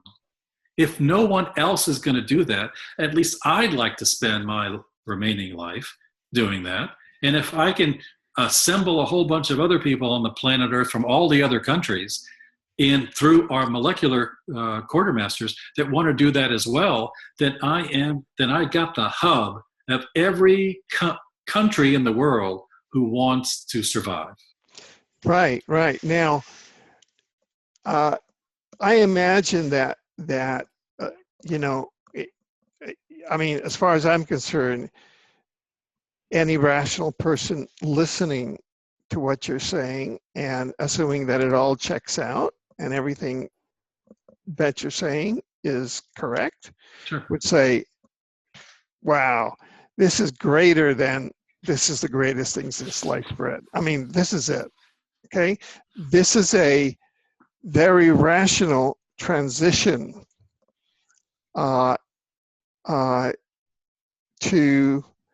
from the petroleum nuclear age. I mean, there are other alternatives that are farther in the future, like global teleportation, that is really exotic and that require enormous investment, enormous changes, and that are necessary at the interplanetary and intergalactic level. But that you kind of look at that in terms of centuries, and what is the unit of 1,000? Let's say centuries and thousands of years. Right. Oh, they finally got teleportation there. I guess we'll meet them to the Galactic Federation. So if you get knocked up a notch. I mean, we're a nanoscience company. Right? Yeah. And so if we believe, which we do, that everything that we have seen before, like we talked about earlier, that we didn't really know how to build a house. We just, we didn't know how it actually worked. We just sort of banged a nail through some wood and it stuck together. But if we see how it all really functions and we change the substrates on how all that works and how to lock them in and how to make all houses fireproof. Is there a reason why they're not? I don't know. I think all houses should be fireproof. So if all houses are fireproof, that changes a lot of things. If all houses and buildings and the substrates that we use now make them fireproof, that changes a great deal of things. Yeah. That changes the use of water, that changes the use of firemen, that changes the use of everything. We become something else just by changing the substrates that we put on houses and buildings. Why aren't we that? Why aren't we that way now? No reason why not. Yeah. When people like us take over, when people like us get out to the public with things this good, this successful, this important, and you say out loud, I'm going to take it to the Saudis, and we have an automatic reaction of Saudi Arabia, oh my God. But what's happening here is we're hearing a story of different government agencies that are actually talking to each other and being friends and saying, we've got something major here, let's work together. And then we've got now countries where you listed a group, Brazil, and Saudi Arabia. It's not just them, but that's the one that triggers the ear because we've been such a pile of crap that everybody's the enemy and they're the enemy, so that they can keep this thing going. But what we're heading into in my feminine, female, goddess of this group opinion is this grand jubilee that's been planned for 1,000 years. If it's true that we are moving into a time of entire world reset, this is a huge part of it, where everybody has the ability to not compete, but to use the sun and all the bits of nature, and to start working with the earth in her counter-rotating gifts that she gives us all this time. Then we can really just stop all the drama and all the secrecy and all the hiding and start working together. And that's what the three of us represent to me. Alfred's got a reach to the world that beats coast to coast radio. You've got a technology that's the greatest thing since sliced toast, in my opinion. Coke can go eat it because they're doing this huge branding on a toxic product, kind of like smart grid, kind of like chemtrails. It's bad for the body. Right. But when we have something like this, and now I'm giving up on making movies. I'm not even going to try and deal with Hollywood or all the crap that I've dealt with because it's useless. It doesn't work. So leaving it behind, what could I do? Even with sunglasses on because I had an eye infection, I showed up to do the show. Alfred brings in a crowd. We did a show last week. In 6 days, we had more than 10,000 people, almost 300 comments because people care. And when you bring them the stuff that's going to move the planet forward, we're going to get such a reaction from this show because everybody now wants to meet you, fund you, get this going because we're sick of smart grid. Why are we even talking about it with politicians that are old paradigm? So I really am, my focus is on the new world, the new paradigm, not new world order. That's the old world, but the new paradigm. We can call it a dimensional shift. We can call it I'm going to the basics, nanoscience shift, plasma shift. We're all moving into a higher state of consciousness where what you're doing is so much more appealing than all of the competitive crap and Elon with his fancy suits and all the men that, all this ego crap where we're the ones that are actually wearing down our fingers doing the work. So I really honor both of you guys. We're just bringing it and we're not letting go. Yeah. But you've got it's going to change the world. And so where my question was really going is, how can people get behind you? Because I think that most people learning of solar liquid power would go, how can we get behind you? How can we get our cars on this? How can we get our buildings on this? How can we get it ASAP? Right, and we want all these people to use it because it does affect the economic balance of life. Yeah. And if it does affect that, then you have a opportunity to have a real prosperous life that you don't have right now in a loss of control that we exist under. So yeah. I do want them to have a better life. I've been in 45 countries. I can tell you there's horrible things going on that have never been addressed. And simple things as food and water. Yeah. Just those two things alone. We can change all that tomorrow. Right. Now, I just want to ask these things for the record, because somebody in the somebody can say, but, yes, but. Oh, all the naysayers. Oh, okay. No, right. Okay, so you go through all the history of, you can run this on water, you can do this, all these technologies, all the inventors that failed, either that, GM bought them up, or, poor guy, they did a directed energy weapon at him, or, lots of things happened to people in the past have happened to people. So you live in a in a safe and abundant universe that gives you everything you want and need, it looks like, right? Well, I think we want to be a catalyst, at least, to significantly start moving in that direction. Yeah. Because we're not the only thing in the world, but we want to be one of them. One of the things that drive that solution, because without that, and we all, just stay in status quo, nothing good is going to happen. We're growing quite a population exponentially. Where's it going to get all its energy? Where's it going to get all its resources? We're not growing that fast, to keep up with an infrastructure and food and clothing and all that to take care of the people that are right behind us. So if we don't get ahead of it, we will fail. And that failure is already going on around the earth. So if we get on a ship and we go to different, hover over countries and looking at the Antarctic and look at where the poles are going and the effect on the climate and everything else that's going on, and go, well, if that happens over here, then that's going to destroy that. Then that land mass will split again, and that country that used to be part of South America will be floating out in the middle of nowhere. So things are going to change. Mother Earth is going to change, and it's probably going to separate us in a ways that we don't even understand.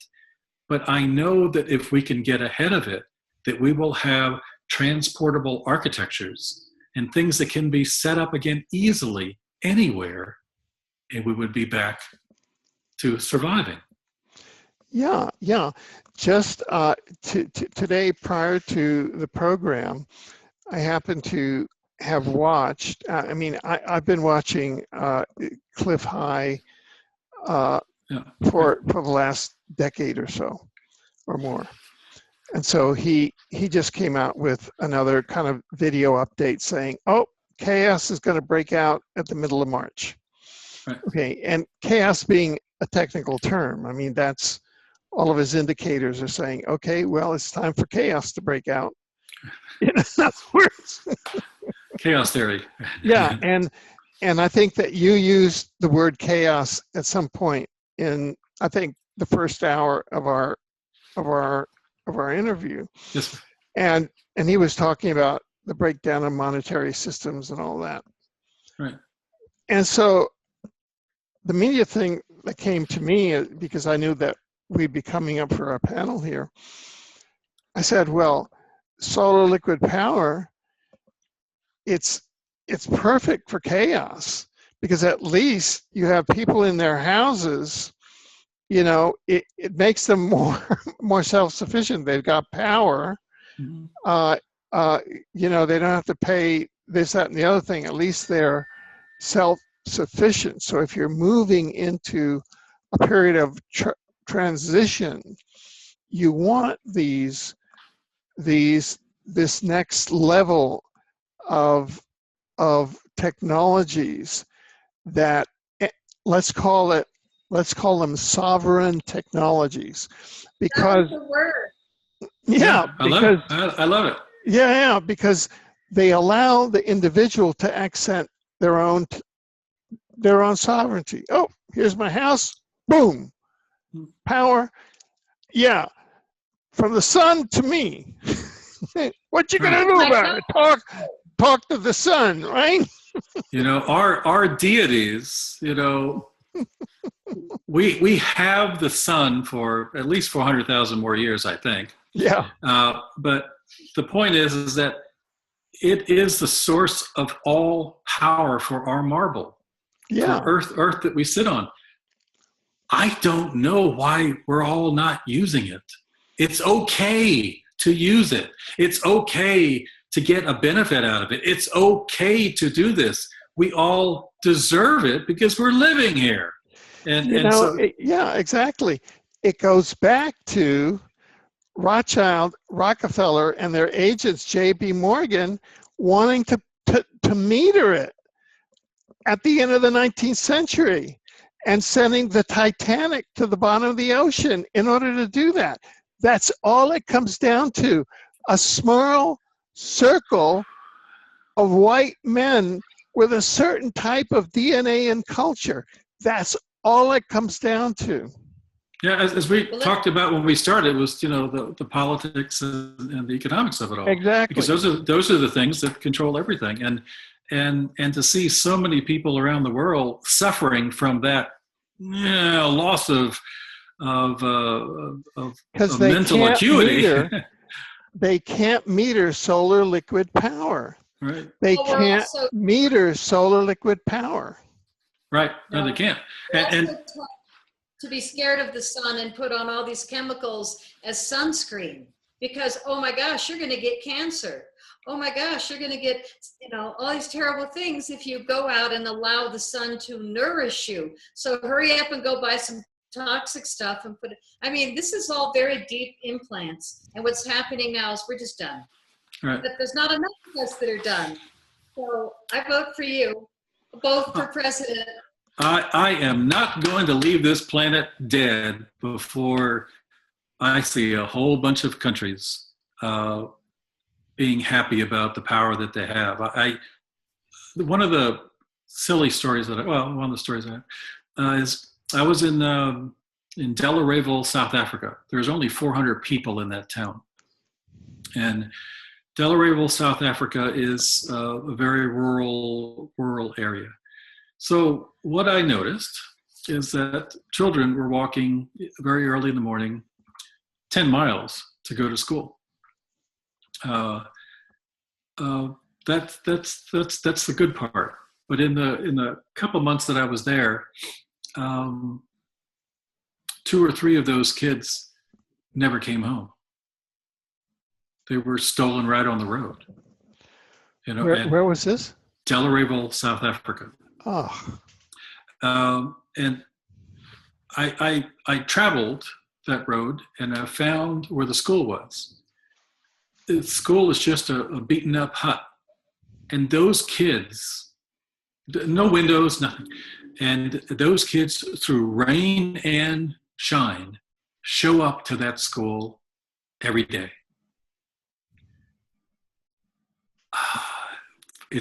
And they have books that go back years. They're all ripped up and torn apart and all that. And if you sat there and asked them questions, they would know more than most of the kids in our schools. And they have nothing. Nothing. If I could just coat that school, they would have fans, they would have heat, they would have electricity, they could do anything they wanted. They would have better books. They would have anything that they could imagine. Their whole lives would change. If anyone thinks that I'm going to leave this planet before I achieve that, they're wrong. I am going to do it. Thank you, Doug. Yeah. I'm just sitting thinking here. You look at the whole BRICS area Right. or AIIB. There are 120 nations that have signed up for BRICS and AIIB.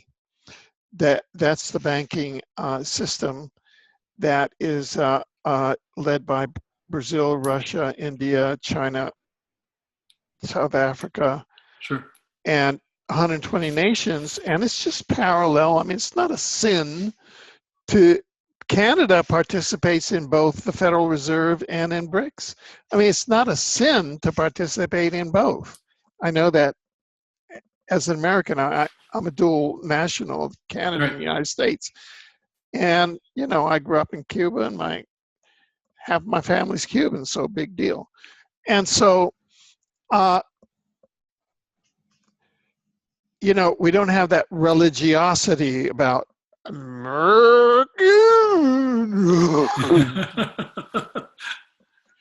and I go back to the Mayflower on my one side of my family. I go back to the early 1700s on the other side of my family in the United States, if you want to pull that. And I got Taino blood that's Native American, so whatever. But I'm saying that at the nationality, that you could, I bet that if you start approaching the BRICS people and the AIIB people, I mean, South Africa is part of BRICS, Brazil, India. Yeah. I mean, India. Yeah, I know. I have. Modi would go wild about this stuff. Yeah, we have to do it in a way that, because if they see the bigger scheme of things, then they want to own it all. Yeah, So you're kind of going under the radar in a way. Right, and so the idea is to get sort of everybody on board first, so that if all the countries are now on board and they've paid their dues or their licensing, whatever they're going to do, then none of them are going to demand control of the whole thing, because they would lose so much if they did. So this way, everybody has to play well with each other, because everyone's going to get the benefit out of it, and all their people out of it. Well, Well, you're going to have a pretty, I mean, you know, in one part of my early career as a lawyer apprentice, I did trademarks and copyrights. So you're going to have a pretty good trademark lawyer Oh, there, yeah, right? we will. Okay, good. Yeah, he wouldn't be Because talking they're, on- or they're going to go in and try to crack your formula there. And there are parts of the world that go trademark, schmademark. Right. Yeah. It won't be simple. So I know. we're all, you know, defense scientists, right? So Right. we're not exactly really stupid. I mean, Oh, good, good. I'm just talking, you know, I'm just talking to kind of blow out all the spiders out there. No. You're absolutely right. If you do this wrong, and I've met plenty of scientists that have, if you do this wrong, everyone's going to go, hey, I figured this out, I melted this, I did this, and I put it through a particle accelerator, $1 million a minute, and I figured out all the internal elements. But it's not that simple. When we were creating all the bubbles and all the bubbles and all the bubbles into the big bubble, we were securing all those bridges, all those lines, all those chemicals within that bubble. So you would have to spend an extraordinary amount of time to break down all that chemistry, because even if you got all the chemical tags that are in there, you wouldn't know the level of chemistry that was used. Right. You would just know, carbon was used, nanocrystalline titanium dioxide was used, something was used, but you wouldn't know how. And if you didn't know how, you couldn't recreate it. Right. No, you know, this is, I mean, this is extraordinary. So, and it 2017 is a 1 year, so it's a year of new beginnings. Yes, so myself, everybody, we're all kind of on new beginnings. I mean, it's a pattern that I've, you know, it's like a pattern in many people's lives. I see this time as you know, if we take a hold of it and do something with it, that it's a completely transformational time for humanity. And if they can see the things that we're talking about, then hope will show up overnight, that it's going to come and things are going to change. Okay, now, if people are watching this program now and they say, my gosh, you know, you know, what I want to do is I want to help Doug bring solar liquid power onto the planet, you know, in whatever way I can. And, you know, usually they have a website they can go to, they can write a letter to whoever or whatever. What can they do? Well, my official name is Douglas at molecularquartermasters.com. So it's Douglas at molecularquartermasters.com. Yeah, so Molecular Quartermasters is MOLECULAR, and then Quartermasters, QUARTERMASTERS, right, and .com, and that or MQ, and that and Douglas is my name, and David Sears is the CEO.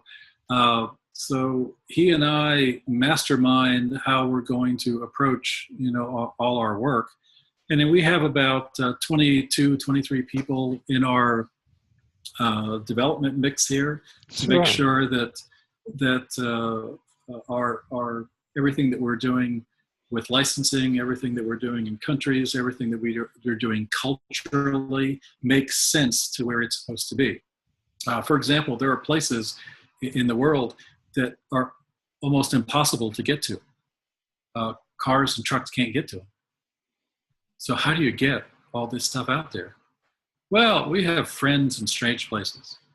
So we have solar ships. Solar ships can take off. They can come in any place and land in the most strangest places. And they can hold tons and tons of building material and SLP and everything right in the solar shells, and lift right up and be gone.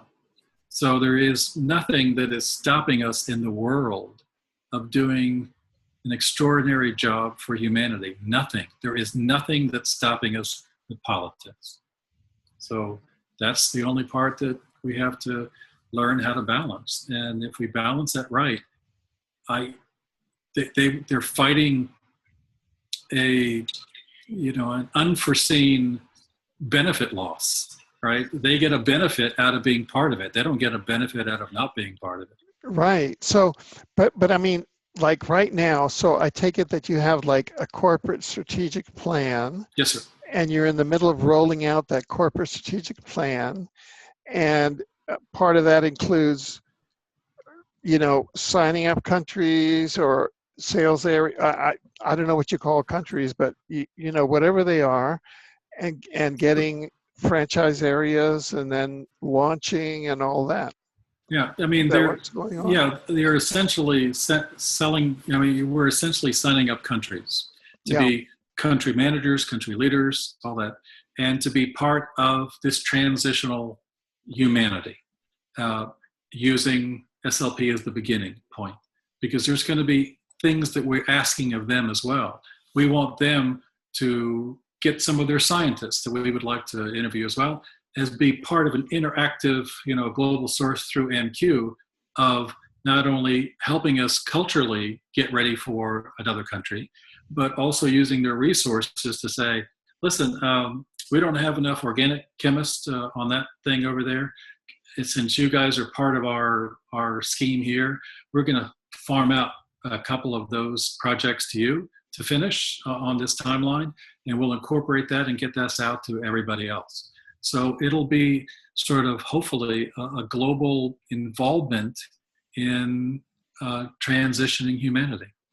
Now, do you reach out to like a network of independent professionals, and so that over here you have the structure of the Fortune 500, and then over here you have your kind of independent network? Is that? No, we're going. I'm just trying to understand. We're going out to the leaders of the countries. Oh, you're going to the leaders of the country.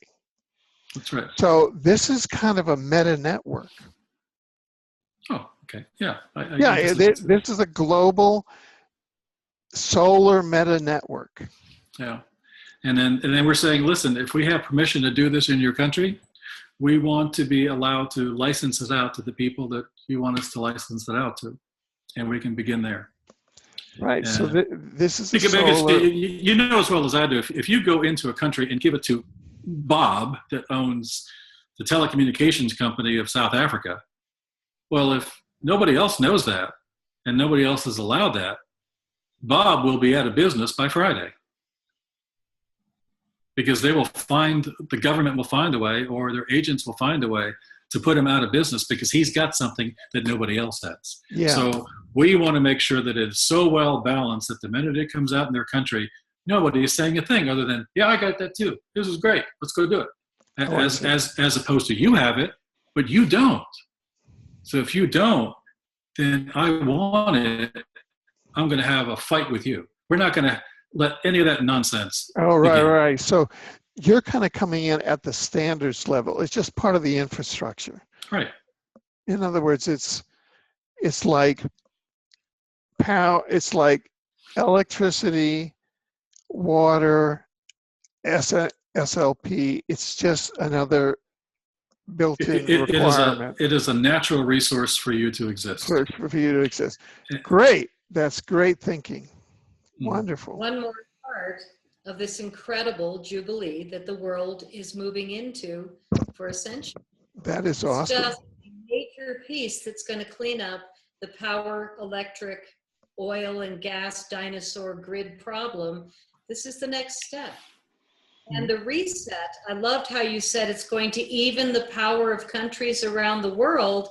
The financial reset is the same, where all those countries that we trashed and destroyed their financial systems are going to come back to balance. Right. So as we release all the secrets and lies and the secret societies and the fiat currency, this is what's going to be left is sharing the advancements. And that's what my movies have been about. That's what Alfred shows are devoted to, and obviously your life. So I think that we're on a great mission of evolution, and I think that we are three pretty strong players. I want to invite people to my website, which is cropcirclefilms.com. I have 8 movies that have won a lot of awards. Crop Circle Diaries that Doug has seen and Alfred has seen just received the People's Choice Award and UFO Best Film of the Year at the International UFO Congress. My work is making movies about the people that I bend over and honor and bow to, and you guys are 2 of them because you really care about the planet. I'm not into famous people. I grew up in the LA Hollywood area, and it never really appealed, but the people that love the earth, that are really doing the work, that's when our heart starts to beat again. And right. I'm so grateful for what you've done, because this is one of the biggest pieces of our evolution as far as getting rid of smart grid, getting rid of the oil and gas, and offering something to all countries so that it's not a competitive thing, but rather an evolutionary piece. This right. is how we move forward as a species. That's right, Yay. because we're only going to move forward in wisdom. We're not going to move forward in greed. No. Wow. Woo-hoo! Big one. Well, you know, this is such a wonderful convergence that we've come to here. Now, we have we're at the 2 hour and 22 minutes, 2:22, which is a kind of a wonderful number, and I'm just thinking that it's a good point to kind of converge on. And I wondered if there's any other points that you wanted to bring up that you haven't had a chance to mention yet. I think for both of you and for your viewing audience, I mean, the real thing here is that you get to a certain point in your life, just like, you know, Ed Mitchell told us, and that they went up as scientists and astronauts and came back humanitarians. So in his space travel, Apollo 14. But in our lives, we have that moment. You know, we all go up to a certain point and we come back thinking differently if we've experienced enough. I've experienced enough of the world. I've been in enough countries, seen enough terrible things, seen the things that I can fix, see the things that I can't fix, see the things that could be made better, seeing the economic imbalance, see the silliness of war and the revolutions and all the nonsense that goes on for absolutely no good reason. And most of it can be fixed, you know, in a very simple way, when everyone calms down and realizes that we're all here on this marble. We got no place to go. And if we don't do anything right for each other, we're all going to affect each other's life to such an extent that we're going to become extinct. Why would we want to do that?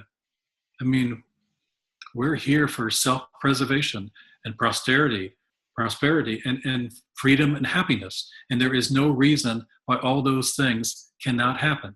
There is just no reason. And we can use technologies and advances in science and so forth to balance out all the nonsense that's going on the planet, to give people food so they don't have to wonder where they're going to get it, and give them water, and give them power, and give them the basic necessities of life so that they can all prosper. There is no reason not to. And there is no reason why we can't do that now. Thank you. Patty, do you have some thoughts that you'd like to leave our viewers with? Well, I feel even more excited now about one more key to the new paradigm. And as a speaker at Contact in the Desert coming up in May, I was debating on what is the most important thing I could possibly teach the public. because I get to choose my programs. My main lecture is on crop circles, but it's not just crop circles, it's the secret science of crop circles, what they've been hiding all these years with all the paid actors going out and saying it's fake, it's fake, it's fake, and people fell for it. So my second program, I finally finished it and sent it off yesterday. It's called Tools for the New Paradigm. Tools for the New Paradigm, because it's not about continuing the violence and fighting and misinformation and the secrets. I guess it's all that we talked about how old we are. We're kind of at the point where it's not worth lying to us. We're going to see right through it, and you're wasting your time here. But we're really moving into a time where the telepathy, the intuition, the clarity is really rising. And so all people are really becoming more conscious, know it or not. The frequencies are rising. So Doug's work, my work, your work is all part of this new world where we're not playing the old games. So for myself, like I said, when my eye went down and I had a show to do, I just put on glasses. We have to all just put on glasses rather than not show up. And I think that that's going to bring in the new paradigm quickly. So I love what I do. And I think another really big piece is the ET contact or ET interaction piece. You know, for decades they've said conspiracy theorists, and, you know, they want to call us names because we knew before they did this information. But after you've had a contact experience like Edgar Mitchell and his two compadres, you can't tell him he didn't. Nope. After what I experienced in a crop circle, woke up and made 4 movies in 2 years with no training, you can't tell me that didn't happen. You can, but I'm probably not going to listen. So I think that we're at the point where with our true innate wisdom, we're just going with it now. We're not focused on the judgment and the low frequency interactions. I received emails in the last 3 days from some that was just, and yesterday was, why haven't you heard from me? Didn't you get my email? And it's like, I'm sorry, but I'm working on a free energy program. I'm sorry I can't go into that old familial debate, but I think that all of us need to raise our frequency and just say, I'm not playing. Right. All the old paradigm stuff, I'm not playing. And I think that that's when we shift it. So I'm really proud of us. I think we're doing incredible work, and I hope that there's a lot more of us because we got to bring it. And Doug, you got a big piece there. I didn't know it was that big. So I'm really glad that you were one of the 4 people I picked of the Free Energy Wizards.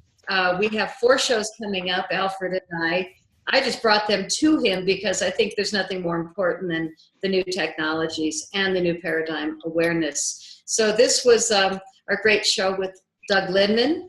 We also have Ralph Ring coming up next week, who reinvented a spaceship, the OTC X-1, and the government, of course, came and watched him dissipate. 15 people lined up. They were media and GM, and they watched him and the Tesla boys walk into the ship, door closed. It worked, it dissipated. And 15 minutes later, they came back. And 2 weeks later, so did the military with the huge semi to remove everything and clean the property of any evidence of brilliance. So did he quit? No. He put on glasses and he's back again, but in other countries. You know, we're not going to be stopped. We're not going to listen to people say, no, you didn't have a sighting. All I say now is, well, yours is coming. So, you know, I understand. But I think that we just really need to keep ourselves above the frequency of all the misinformants and all the clutter that's going to try and bring us down from what we're doing to serve. So I'm in for the long haul too. I don't plan on dying anytime soon either. No. So, you know, I'm counting on a miracle for this planet, like the whole reset of everything. I think we're minutes away, and we're going to be bringing it. So I really honor both of you. We also have Bogdan Magic coming up. Bogdan Magic. Now, nobody's heard of this guy. He's in Australia, but I think I've seen at least 100 sketches of advanced technology, ships, helicopters, water purification. He's designed everything ET, and he's the most humble guy in the world, but so brilliant. Oh my God.